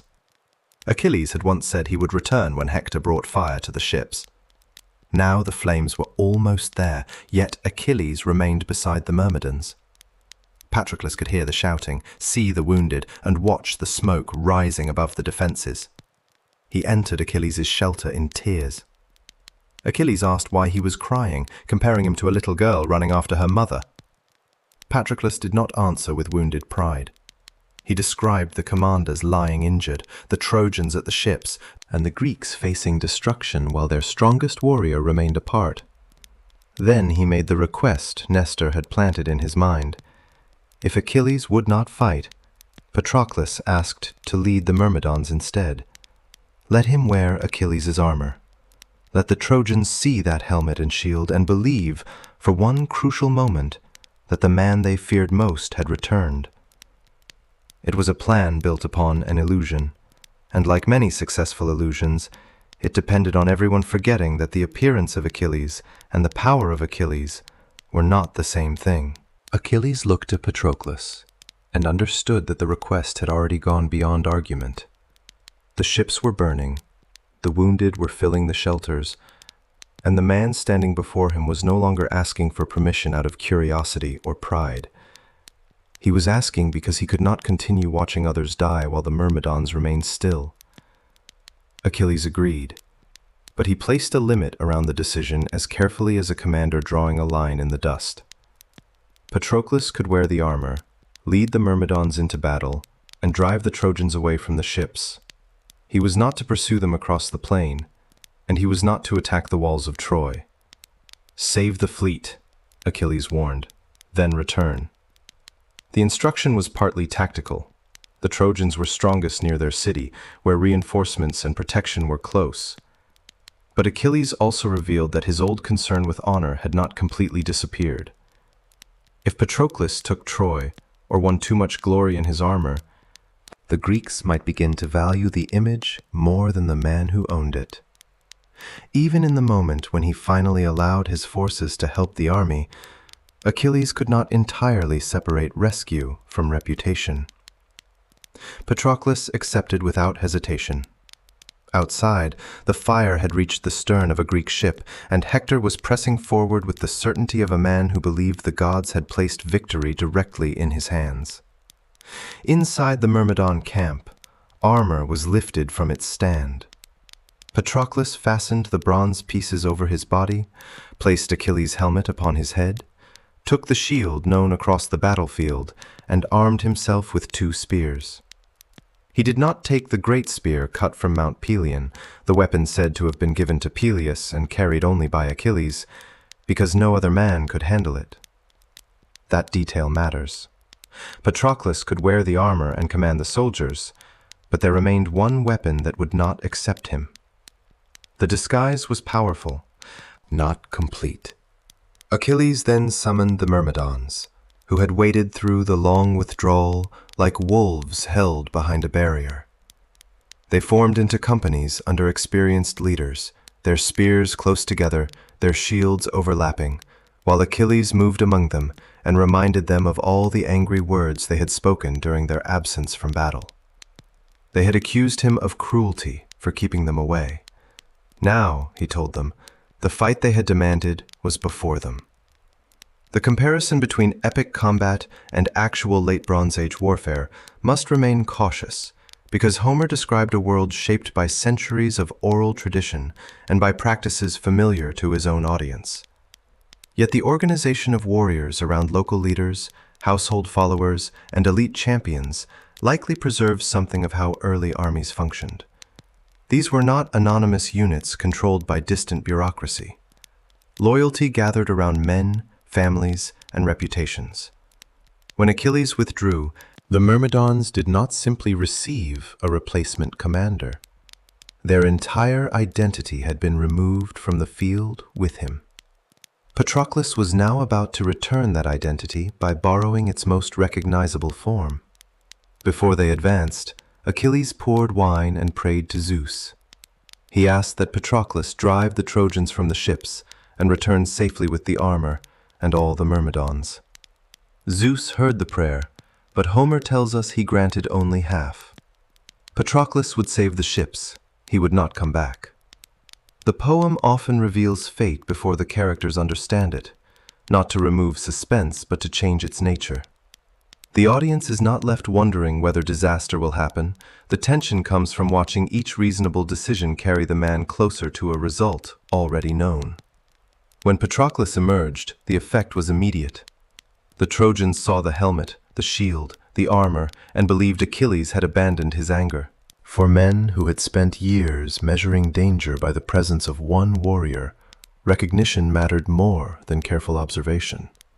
Panic moved faster than any command. The Myrmidons struck the Trojan forces around the burning vessel, and Patroclus killed Pyrechmes, leader of the Paeonians, helping break the pressure at the ships. The Greeks extinguished the fire. The Trojans began to retreat through the defenses they had only recently crossed. What had looked like final victory collapsed because one familiar silhouette appeared where it was not expected. This is one of the sharpest demonstrations in ancient literature of how reputation functions as a weapon. Achilles did not need to strike a blow. The memory of what he could do altered the battlefield before Patroclus proved anything himself. Yet Patroclus did prove himself. He did not merely stand inside the armor and allow fear to do the work. He fought with skill, drove the enemy away, and restored enough confidence for the Greeks to follow. The Trojan retreat became chaotic near the ditch and wall. Chariots overturned, horses broke free, and men who had crossed the defenses in triumph now struggled to escape through the same narrow spaces. The immediate mission had succeeded. The ships were safe, the fire was out. Patroclus could have turned back and fulfilled the exact promise he had made. Instead, he continued. Homer says that Zeus placed destructive confusion in his mind, but divine influence in the Iliad often works through desires already present. Patroclus had spent years beside the greatest warrior of the age, watching victories from close enough to share them, but never fully own them. Now the Trojans were fleeing from him, the Greeks were shouting behind him, and the armor seemed to have changed not only how others saw him, but how he saw himself. A limit that had sounded clear inside Achilles' shelter became less convincing in the movement of pursuit. Patroclus drove the Trojans across the plain and cut them off from the city. Among those who stood against him was Sarpedon, king of Lycia and son of Zeus. Sarpedon had come to Troy as an ally, leading men far from their own homes to defend a city that was not theirs. Earlier, he had criticized Hector because the Trojan prince seemed to expect allies to carry risks, while Troy's own royal family remained protected. His presence exposed the larger political world behind the siege. Troy was not defended by one isolated population. It depended on networks of allied rulers from across Anatolia and beyond, men whose loyalty may have rested on kinship, obligation, reward, or shared danger. If a historical war lies beneath the epic, such alliances would have mattered as much as individual heroism. When Zeus saw Sarpedon preparing to face Patroclus, he considered rescuing his son. Hera warned him that if one god removed a beloved child from fate, every other god would demand the same privilege. Zeus yielded, though not without grief. He sent drops of blood-colored rain upon the earth, honoring a son he would not save. Sarpedon and Patroclus met in combat, and Patroclus killed him. The Lycian king's last concern was not his own death, but his body and armor. He called to Glaucus, his companion, urging him to rally the Lycians and prevent the Greeks from stripping him. In the heroic world, the treatment of a body after death mattered deeply. Armor represented status. Proper burial allowed the dead to receive honor and the living to recover order. To lose both body and weapons was to suffer defeat beyond death itself. Glaucus, wounded and unable to fight effectively, prayed to Apollo for strength. His wound was eased, and he gathered the Lycians, while the Trojans and Greeks fought over Sarpedon. Zeus allowed the Greeks to take the armor, but ordered Apollo to carry the body away. The god cleansed it, anointed it, and gave it to Sleep and Death, imagined as twin brothers, who transported Sarpedon home to Lycia for burial. The scene is both majestic and cruel. Zeus cannot prevent the death, but he can protect the body and return it to the people who loved the man. Divine power in the poem rarely abolishes loss, it changes its shape. Patroclus continued toward Troy. The success at the ships had become a larger ambition, and every victory made retreat feel more unnecessary. He reached the walls and attempted to climb or assault them repeatedly. 3 times he advanced, and 3 times Apollo drove him back. On the 4th attempt, the gods spoke directly, warning that Troy was not destined to fall to Patroclus, nor even to Achilles. The city's end would come through another method, at another time, shaped not by the strongest spear, but by deception. Patroclus finally withdrew from the wall, but not from battle. Hector had temporarily pulled back toward the city, uncertain whether to enter the gates or remain outside. Apollo approached him in disguise and urged him to turn against Patroclus. The confrontation now moved toward the result both men had been warned about without fully understanding. Patroclus attacked again and killed Cibriones, Hector's charioteer and half-brother. A fierce struggle formed around the fallen man, with Patroclus and Hector fighting at the center while soldiers pressed around them. Patroclus drove the Trojans back 3 times and killed many men. On the 4th charge, Apollo came behind him unseen. The god struck Patroclus with overwhelming force. The helmet fell from his head and rolled beneath the horses, its crest stained with dust. The long spear shattered, the shield dropped, the armor loosened from his body. The equipment that had transformed him into Achilles was removed piece by piece, and the man inside it was suddenly visible again. Euphorbus, a young Trojan warrior, struck Patroclus and withdrew. The wound weakened him but did not finish him. Hector then came forward. The sequence is important because Hector did not defeat Patroclus in a clean contest between equal, fully armed champions. Apollo shattered his strength, Euphorbus wounded him, and Hector delivered the final blow. Patroclus said as much as he fell. Hector boasted that Patroclus had hoped to capture Troy and enslave its women, but Patroclus answered that Zeus and Apollo had defeated him first. Then he gave Hector the warning that victory would not allow him to escape. Achilles was already waiting near the path of his death. Patroclus died wearing none of the glory he had borrowed, yet his death became the event that determined everything afterward. Hector stripped away the armor and placed it aside, while the Greeks rushed to recover the body. Menelaus stood over Patroclus, guarding him like an animal protecting its young. Euphorbus returned to claim the honor of the kill, but Menelaus struck him down. Hector approached with greater force, and Menelaus called Ajax for help. Ajax arrived behind his enormous shield, and together they formed a defense, while Trojans and Greeks fought around the body. The struggle lasted not because Patroclus could still influence the war, but because possession of his remains carried emotional and political weight. A corpse had become the center of an army's identity. Hector withdrew long enough to put on the armor of Achilles. Zeus watched him fasten pieces originally made for Peleus and passed down to a son who was not meant to grow old. The god pitied Hector because the Trojan believed the armor confirmed his triumph, while in truth it marked how close he had come to Achilles. Zeus granted him strength for the remaining hours, but not a return home. Hector had taken the visible power of his enemy, just as Patroclus had done, and both men were being drawn toward death by the same illusion. That wearing the armor meant controlling the fate attached to it. The horses of Achilles stood apart from the fighting and refused to move.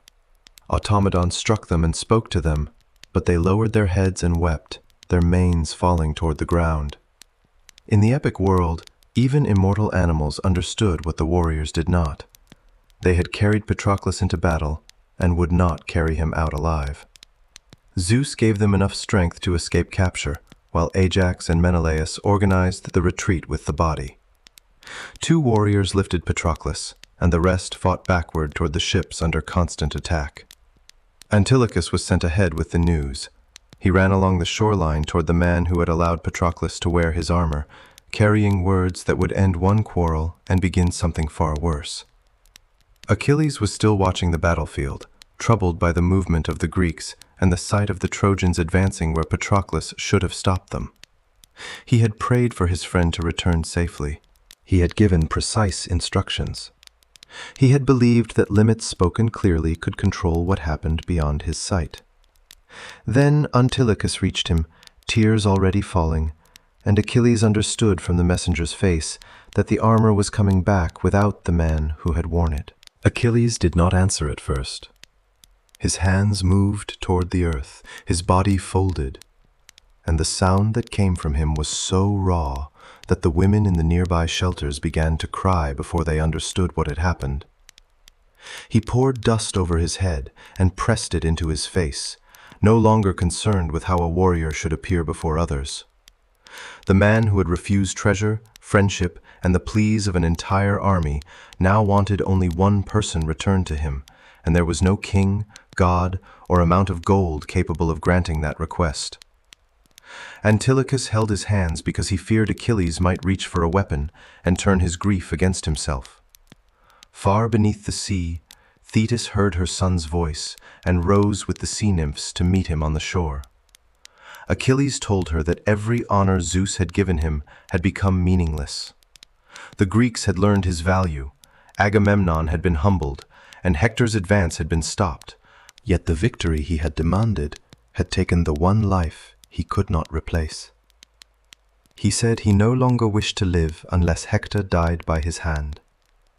Thetis did not try to comfort him with false hope. She reminded him of the prophecy he had always known. Once Hector fell, Achilles would not live much longer. This time, Achilles did not hesitate. Earlier, he had considered sailing home, trading glory for a long life. Now the future waiting in Phthia seemed empty. Patroclus would not be there to share it, and grief had reduced the distance between Achilles and death until it felt like a road he was willing to walk. There was one immediate obstacle. Hector had taken his armor, and Achilles could not return to battle without protection. Thetis promised to bring new armor from Hephaestus, the divine craftsman, but night was approaching and the Trojans were still fighting over Patroclus's body. Iris came secretly from Hera. and urged Achilles to show himself at the defensive trench even without armor. He stepped beyond the wall, Athena surrounding his head with a brilliant radiance, and gave a shout across the battlefield. The sound alone stopped the Trojan advance.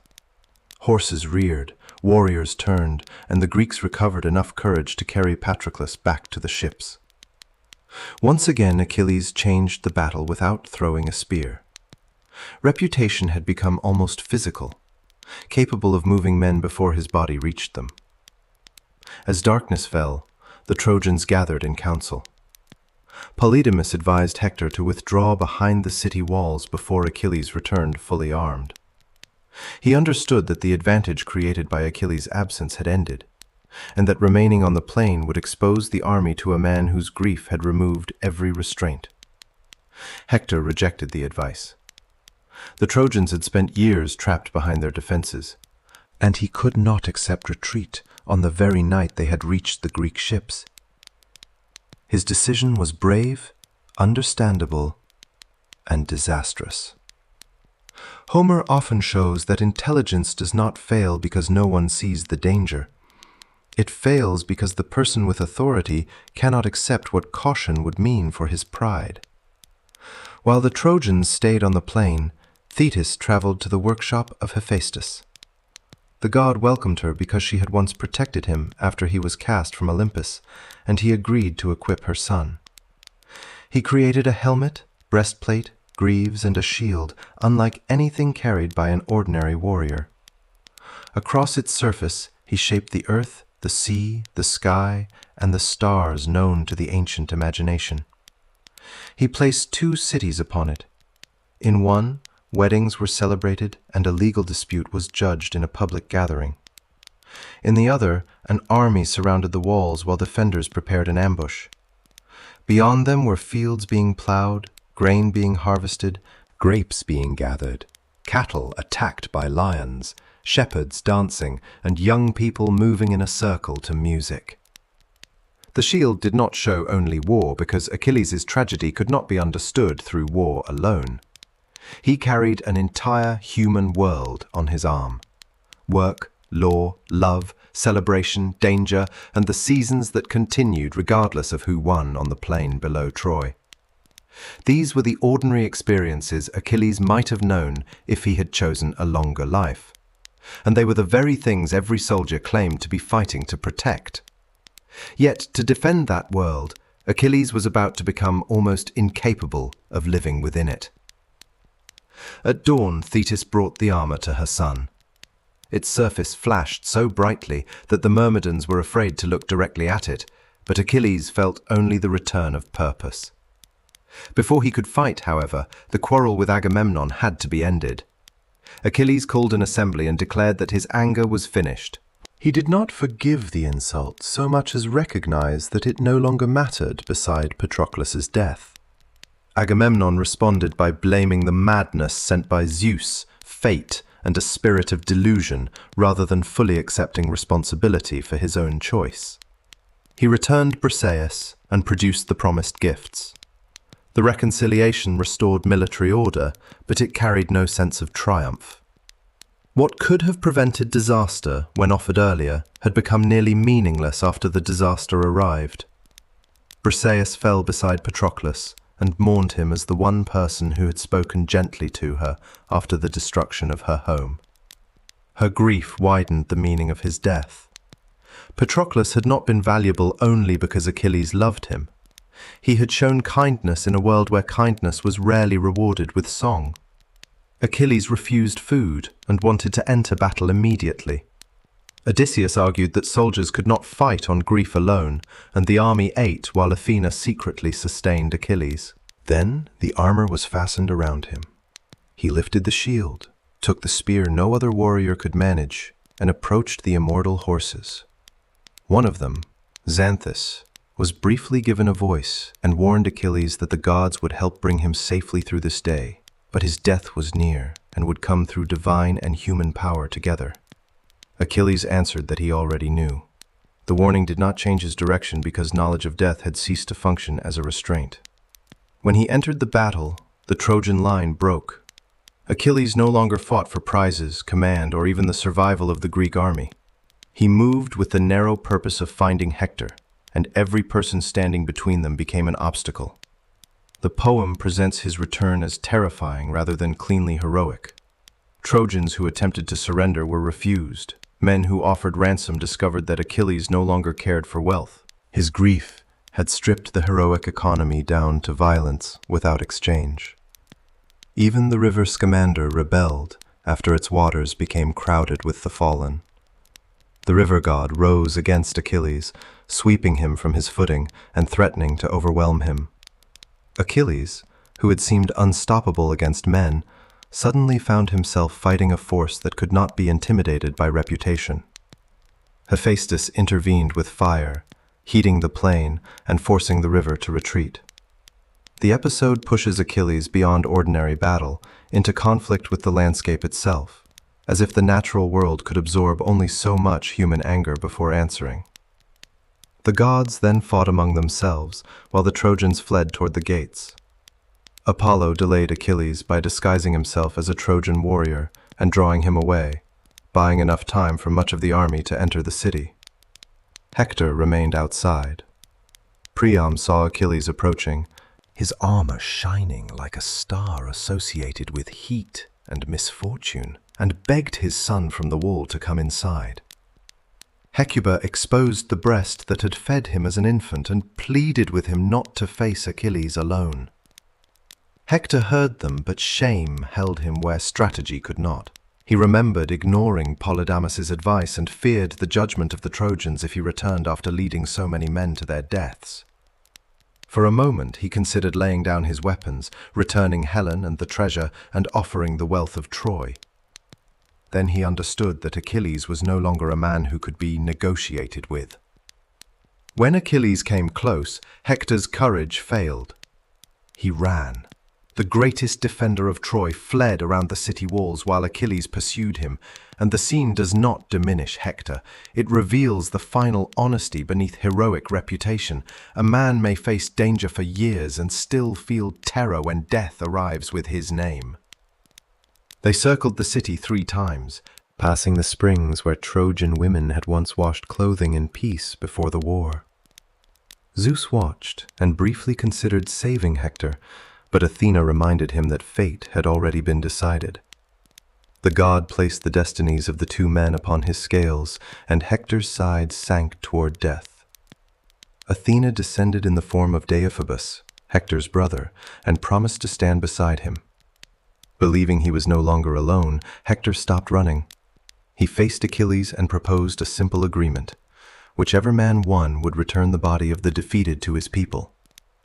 Achilles refused. He said there could be no trustworthy covenant between them, just as there could be none between wolves and lambs. Hector threw his spear and struck the center of Achilles' shield, but the divine armor turned it aside. He looked toward Deiphobus for another weapon and found no one there. In that instant he understood the deception. Athena had not merely helped Achilles strike more accurately, she had removed Hector's last belief that escape remained possible. He drew his sword and charged, choosing action because all other choices had closed. Achilles knew the armor Hector wore because it had once been his own. He saw the small opening near the neck and drove his spear there. Hector fell, still able to speak, and again asked that his body be returned to Troy in exchange for ransom. Achilles refused once more. Hector warned that Paris and Apollo would soon bring about Achilles' death. Then his voice ended. The Greeks gathered around the fallen defender, amazed by how ordinary the body appeared without motion, as though the man who had held back an army for years had been reduced at last to the same silence as everyone else. Achilles removed the armor, but was not satisfied. He tied Hector's body behind his chariot and drove toward the ships while Priam, Hecuba, and Andromache watched from the walls. Andromache had been inside, preparing a bath for the husband she expected to return. When she heard the cries and reached the tower, she saw the chariot crossing the plain and collapsed. Achilles had achieved his revenge, but nothing inside him had been repaired. Patroclus remained dead, Hector's fall had not reduced the grief. It had only given the grief another body to possess. The strongest warrior in the world had won the battle he wanted, and the victory left him farther from peace than he had ever been. Before that peace could begin, an old king would have to cross the plain, enter the shelter of his son's killer, and ask Achilles to remember that he, too, had a father waiting at home. For 12 days, Achilles remained trapped inside the victory he had wanted. Each morning he rose before the camp, fully stirred, fastened Hector's body behind the chariot, and dragged it around the tomb of Patroclus. The act no longer served any military purpose.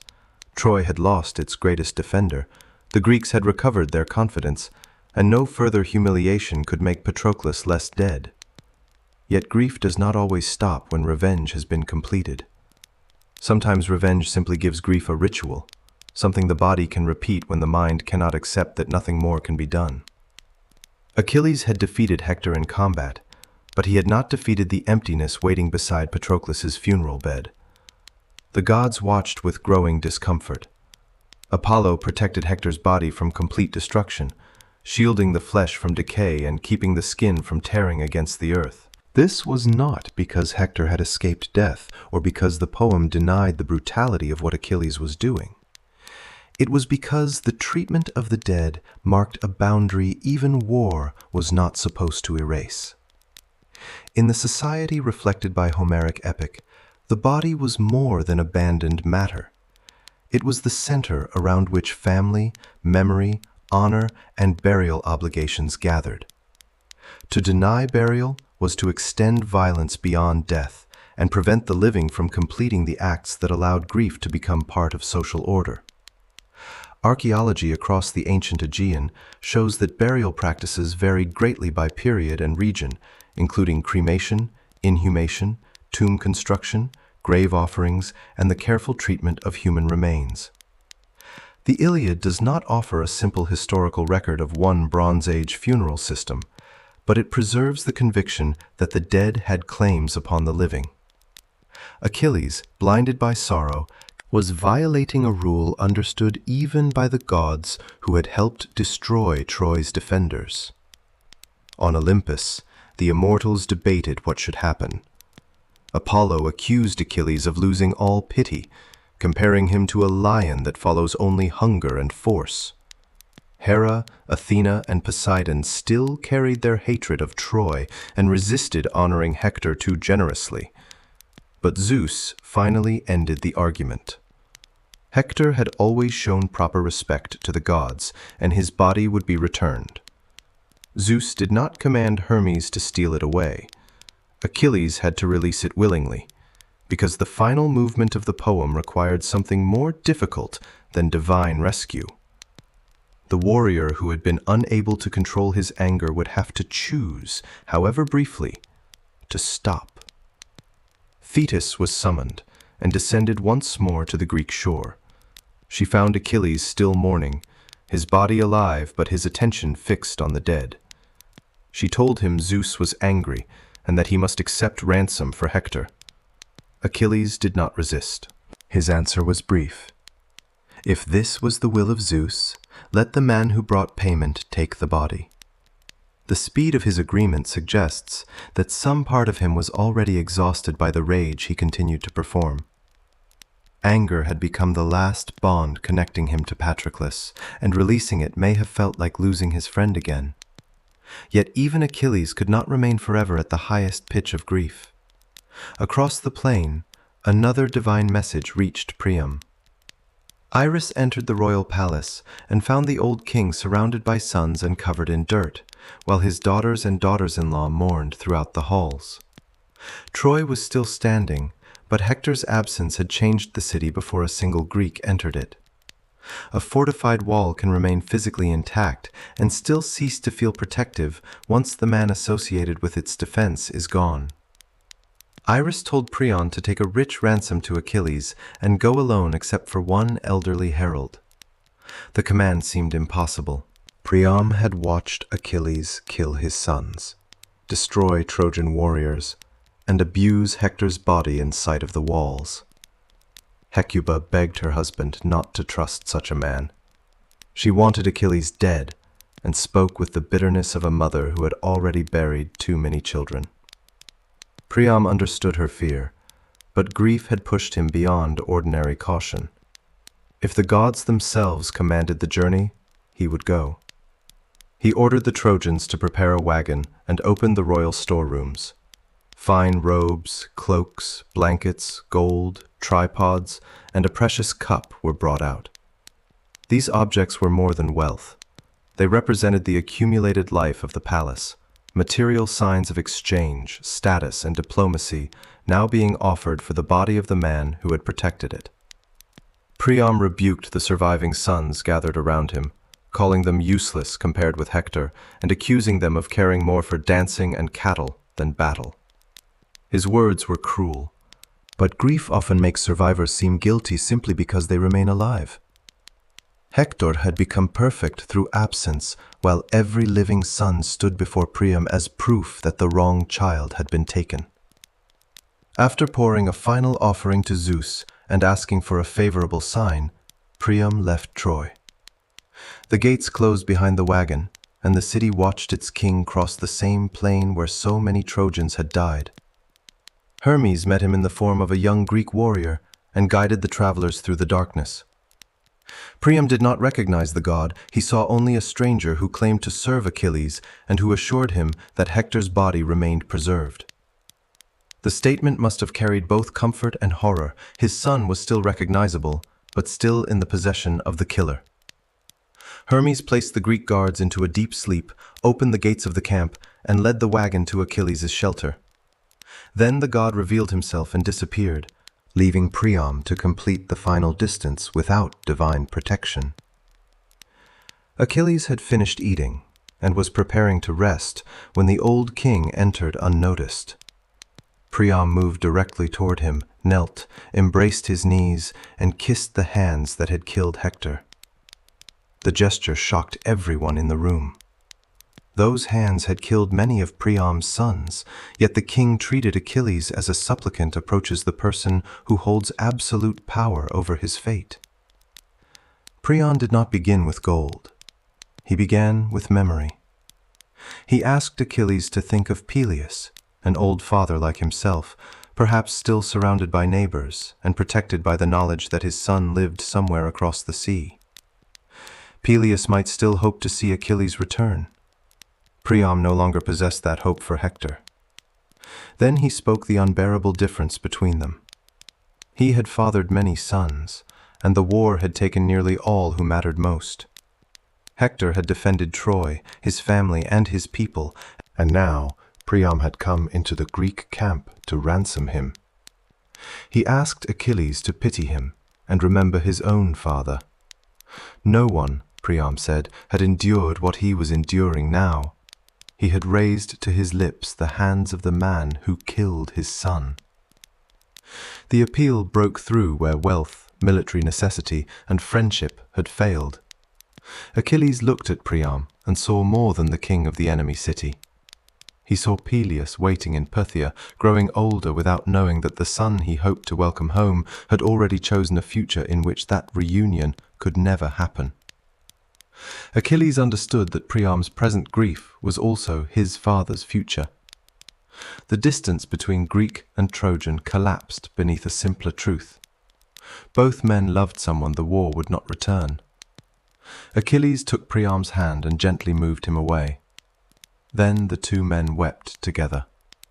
Priam cried for Hector, lying at Achilles' feet in spirit, even while the body remained outside. Achilles cried first for Peleus and then for Patroclus. Their grief did not merge completely, and the poem does not pretend that suffering automatically creates friendship. Each man remained within his own loss. Yet for a time, they recognized that loss in the other. This is the emotional center of the Iliad because it achieves what no victory has achieved. Achilles does not forget Hector killed Patroclus. Priam does not forgive Achilles for killing Hector. The war remains, the dead remain dead, and Troy's fate has not changed. What changes is the way each man sees the person in front of him. Achilles rises from revenge into recognition. Priam steps beyond hatred because love for his son requires him to ask mercy from the man he has every reason to hate. When their crying ended, Achilles studied Priam with wonder, and Priam looked upon the warrior he had known only as destruction. Achilles told him that his courage was extraordinary. How had he dared to come alone before the man who had killed so many of his children? Then Achilles spoke about the two jars said to stand beside Zeus, one containing blessings and the other misfortunes. Some lives receive a mixture, others receive almost nothing but suffering. Peleus had been blessed with wealth, kingship, and a goddess as his wife, but also cursed with only one son who would die young and could not care for him in old age. Priam had once been prosperous, ruling a rich city with a large family, but war had turned those blessings into the sources of his pain. The image does not offer a satisfying moral explanation for suffering. It offers something closer to the ancient experience of fate. Fortune is uneven, unstable, and not always evidence of merit.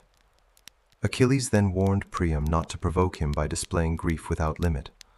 The threat may sound cruel after such tenderness, but it reminds us that Achilles has not become a different person in one conversation.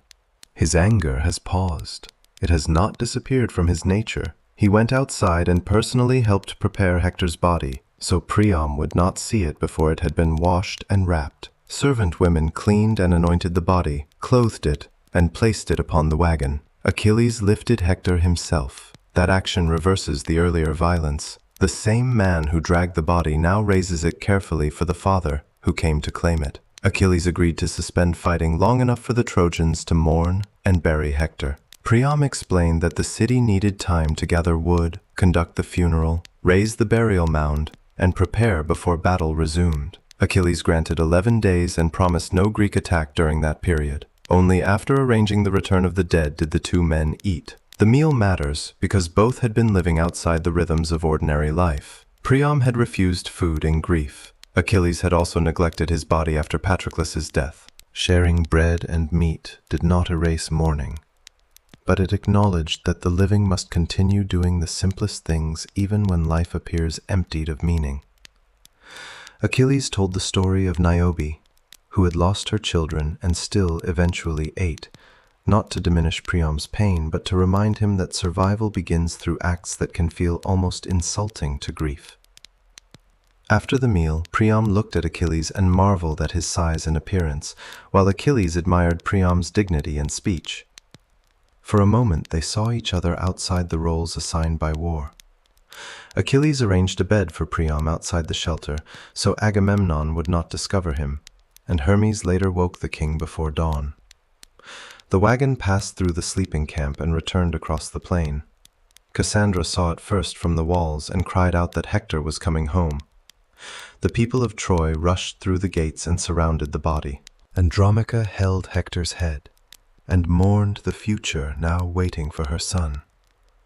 Without Hector, she believed, Astyanax would grow up vulnerable if he survived at all. Hecuba mourned the dearest of her sons and took comfort that the gods had preserved his body. Helen spoke last, remembering that in 20 years at Troy, Hector had never insulted her and had defended her when others spoke harshly. Her lament reveals another part of his greatness. Hector's courage was visible on the battlefield, but his decency appeared in how he treated a woman blamed by nearly everyone around her. For 9 days the Trojans gathered wood. On the 10th, they burned Hector's body, and the following morning they collected his bones, wrapped them in cloth, placed them in a golden chest, and lowered it into the earth beneath stones. A mound was raised, guards watched for Greek attack, and afterward the people gathered for a funeral meal in Priam's palace. That is where the Iliad ends. It does not end with the wooden horse, the burning city, or the Greeks sailing home. It ends with the burial of Hector. The choice is deliberate. The poem that began with the destructive anger of Achilles closes when that anger finally loosens its hold enough for an enemy to be mourned with dignity. No political conflict has been solved. Achilles is still destined to die. The Greeks and Trojans will fight again after the agreed days pass. Yet something has been recovered that war nearly destroyed. The recognition that even an enemy's body belongs to someone's memory, someone's family, and someone's grief. The fires of Hector's funeral faded, and smoke moved over the walls into the morning sky. Troy had buried its greatest defender, but it had not escaped the future. Achilles' own death was drawing near, and beyond it waited the final deception that would accomplish what 10 years of open battle could not. The mourning period ended. The gates opened again, and the war resumed without Hector. From this point forward, the surviving story no longer comes from the Iliad itself. It must be reconstructed from later Greek and Roman works, surviving summaries of lost epics, ancient drama, vase paintings, and traditions that often disagree in their details. What remains consistent is the direction of events. Troy had lost the man who held its defense together, but it had not yet run out of allies, and Achilles had not yet reached the fate he had accepted. The first great reinforcement was Penthesilea, queen of the Amazons, who arrived with a band of women warriors and briefly restored courage to the Trojan side. Ancient authors offered different reasons for her journey. Some said she came seeking purification after accidentally killing a family member. Others presented her simply as a warrior drawn to Troy's final struggle. She fought fiercely until Achilles killed her. Later art and poetry added the haunting idea that Achilles felt admiration, pity, or even sudden love when he saw her face after the battle. That reaction may be a later development, but it fits the pattern now surrounding him. Every victory reveals something only after it is too late to save. Then came Memnon, a powerful king from the distant east and the son of Eos, goddess of the dawn. He was described as a warrior worthy of comparison with Achilles, and his arrival created one of the last great contests of the war. Memnon killed Antilochus, the young son of Nestor and a companion valued by Achilles. Achilles answered by killing Memnon, while Eos mourned her son and, in some traditions, received immortality for him from Zeus. The stories of Penthesilea and Memnon once belonged to lost poems in the larger epic cycle, and because those works survive only in fragments and summaries, we cannot know exactly how early audiences heard them. Their function, however, is clear. Hector's death did not immediately make Troy helpless. New champions continued to rise, and Achilles continued to defeat them. But each victory moved him closer to the death attached to his own name. Paris, the man whose choice had helped begin the war, finally faced the warrior whose presence had made Greek victory possible. Paris was never imagined as Achilles' equal in close combat, but equality was not required. With Apollo's assistance, he fired the arrow that killed Achilles. The most familiar version says the weapon struck the heel, the only vulnerable point on an otherwise invincible body. That image became so famous that Achilles' heel now means the hidden weakness capable of destroying something powerful. Yet the Iliad itself does not say Achilles was invulnerable everywhere except his heel, and the earliest surviving descriptions of his death do not all emphasize that detail. The story that Thetis dipped the infant Achilles into the river Styx while holding him by the heel became prominent in later tradition. For the Iliad's understanding of the hero, the exact point of impact matters less than the certainty that no amount of strength could free him from mortality. Achilles had chosen a short life with lasting fame, and an arrow ended that life before Troy fell. The Greeks fought to recover his body, and his funeral was remembered as one of the grandest of the heroic age. Thetis and the sea nymphs mourned. The muses sang. His remains were placed with those of Patroclus, bringing the two companions together in death after anger and ambition had separated them in life. Achilles received the immortality he had pursued, but only in the form epic culture could truly provide. Other people continued speaking his name. His magnificent armor then became the center of another disaster. Ajax, the strongest Greek after Achilles, and one of the men who had helped recover his body, believed he had earned it. Odysseus also claimed it, arguing that intelligence and strategy had served the army as greatly as physical power. The commanders awarded the armor to Odysseus. The surviving traditions explain the judgment differently, but all agree on Ajax's humiliation. In Sophocles' later tragedy, Athena clouds his mind, and Ajax attacks livestock while believing he is killing the Greek leaders who dishonored him. When clarity returns, he cannot endure what has happened. His death becomes another indictment of the heroic code. Troy had not defeated him. An argument over recognition did. The same system that first drove Achilles away from battle now destroyed Ajax after Achilles was gone. The Greek army had lost its greatest fighters and still had not entered the city. Prophecies began to replace ordinary strategy. One declared that Troy could not fall without the bow of Heracles, then held by Philoctetes, a Greek warrior abandoned years earlier on the island of Lemnos because of a painful and foul-smelling wound. Odysseus and others returned to retrieve him. Philoctetes came to Troy, was healed, and killed Paris with the famous bow. Another prophecy required Neoptolemus, the young son of Achilles. He was brought from Skyros and entered the war carrying the burden of a father he may barely have known.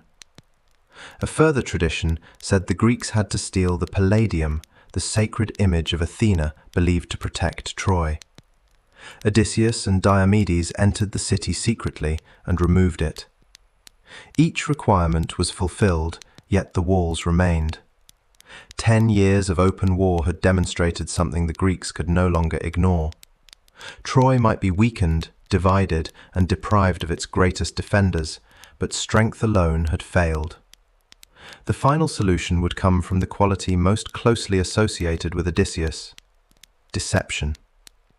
Under the direction of a craftsman named Epeius, the Greeks built a large, hollow horse of wood. The exact size and number of warriors hidden inside vary across the sources, and no archaeological evidence confirms that such an object existed. Some modern interpretations have proposed that the horse may preserve a distorted memory of a siege device, a ship, an earthquake symbol associated with Poseidon, or a poetic invention with no historical mechanism behind it. None has achieved broad agreement. Within the legend, however, its purpose is unmistakable. The Greeks would make the Trojans destroy their own security. A chosen group entered the horse, led in most accounts by Odysseus. The remaining army burned or abandoned its camp, launched the ships, and sailed just far enough to disappear from Trojan sight. One man, Sinon, remained behind. When the Trojans emerged onto the empty shore, they found him and the enormous wooden offering. Sinon claimed that the Greeks had finally given up. The horse, he said, had been dedicated to Athena, and its great size was intended to prevent the Trojans from bringing it inside. If they did bring it into the city, divine favor would pass to Troy. The lie was designed not simply to deceive, but to provoke desire. The Trojans had endured 10 years of confinement and fear. They wanted visible proof that they had survived. The horse offered them a monument to victory before victory had been verified. Not everyone accepted it. Laocoon, a Trojan priest, warned against trusting Greek gifts and struck the wooden structure with a spear. Cassandra also understood the danger, but her curse ensured that true prophecy sounded like madness to everyone who heard it. Different sources give different accounts of what followed, including the arrival of serpents that killed Laocoon and his sons, an event interpreted by the Trojans as punishment for attacking a sacred object. The city chose the explanation it most wanted to believe. Part of the wall, or gateway, was opened wide enough to bring the horse inside, and Troy celebrated. After 10 years, vigilance gave way to relief. Fires burned in the streets, wine was poured, and the population slept beneath the object that contained its enemies. During the night, Chinon signaled the Greek fleet. The ships returned in darkness. The warriors descended from the horse, killed or overcame the guards, and opened the gates. What followed was not the honorable duel-based warfare that epic heroes often used to describe themselves. It was the destruction of a city taken from within. Buildings burned, families were separated. Priam was killed by Neoptolemus near a sacred altar. Cassandra was seized despite seeking protection in Athena's temple. Andromache was assigned to Neoptolemus as a captive, linking her fate to the son of the man who had killed Hector. Astyanax, Hector's child, was killed in most later traditions because the Greeks feared he might grow up to rebuild Troy and seek revenge. The logic was strategic, but its coldness exposes what total victory requires when an enemy's future is treated as another military threat. Helen was found and returned to Menelaus. Some works portray him raising a sword against her and then abandoning his intention. Others emphasize her assistance to one side or the other during Troy's final days. Her responsibility remained unresolved because the tradition never agreed on whether she was victim, participant, divine instrument, survivor, or some mixture of all four. Aeneas escaped in an important strand of the legend, carrying his father Anchises and leading survivors away. Greek tradition knew him, but Roman writers later made his escape the beginning of a national origin story that eventually connected fallen Troy to Rome. By morning, the city that had resisted for 10 years had been broken in a single night, and the Greeks finally possessed what they had crossed the sea to obtain. Yet victory did not produce order. Many of the returning leaders suffered disastrous journeys. Agamemnon reached Mycenae only to be killed within his own household. Menelaus wandered for years before reaching Sparta. Ajax the Lesser died during the troubled voyage home. Odysseus would require another decade to return to Ithaca. Ancient audiences understood these failed homecomings as consequences of arrogance, sacrilege, broken limits, and divine anger during the sack. The army had won the city, but lost the moral restraint that once distinguished battle from desecration. The historical reality behind this ending remains uncertain. Excavations at Hisarlık have revealed successive settlements, substantial fortifications, evidence of trade, and several destruction layers.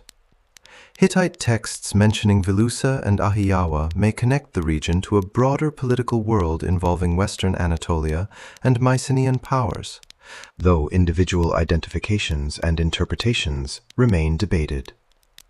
No surviving evidence proves a 10-year siege, a wooden horse, or the existence of Achilles and Hector as historical individuals. It is possible that memories of one or more late Bronze Age conflicts were preserved, combined, enlarged, and transformed during centuries of oral storytelling. It is equally important that myth need not function as a coded newspaper report to preserve historical value. The story remembers how fragile kingdoms could be, how alliances depended upon pride, how warfare consumed civilians, and how victories often carried consequences far beyond the battlefield. Troy disappeared beneath later cities, earth, and time. The men who fought there, whether historical, legendary, or both, disappeared as well. But Achilles received the future he had chosen.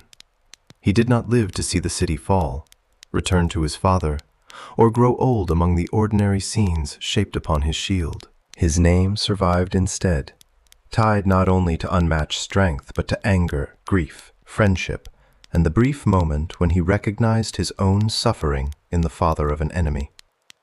Troy's walls eventually fell. The deeper mystery is why the story did not fall with them. Nearly 3,000 years later it continues because beneath its gods, prophecies, and bronze armor lies a pattern that has never become ancient. Human beings still confuse pride with honor, revenge with healing, and victory with an end to suffering. The Iliad gives no easy escape from that pattern. It offers something quieter and more difficult: The possibility that even when history cannot be changed, another person's grief can still be recognized before the final fire goes out. And so the story of Achilles and Troy reminds us that even the greatest victories carry a cost. Thank you for listening, and please subscribe to Sleepy Hidden History for more journeys into the ancient world.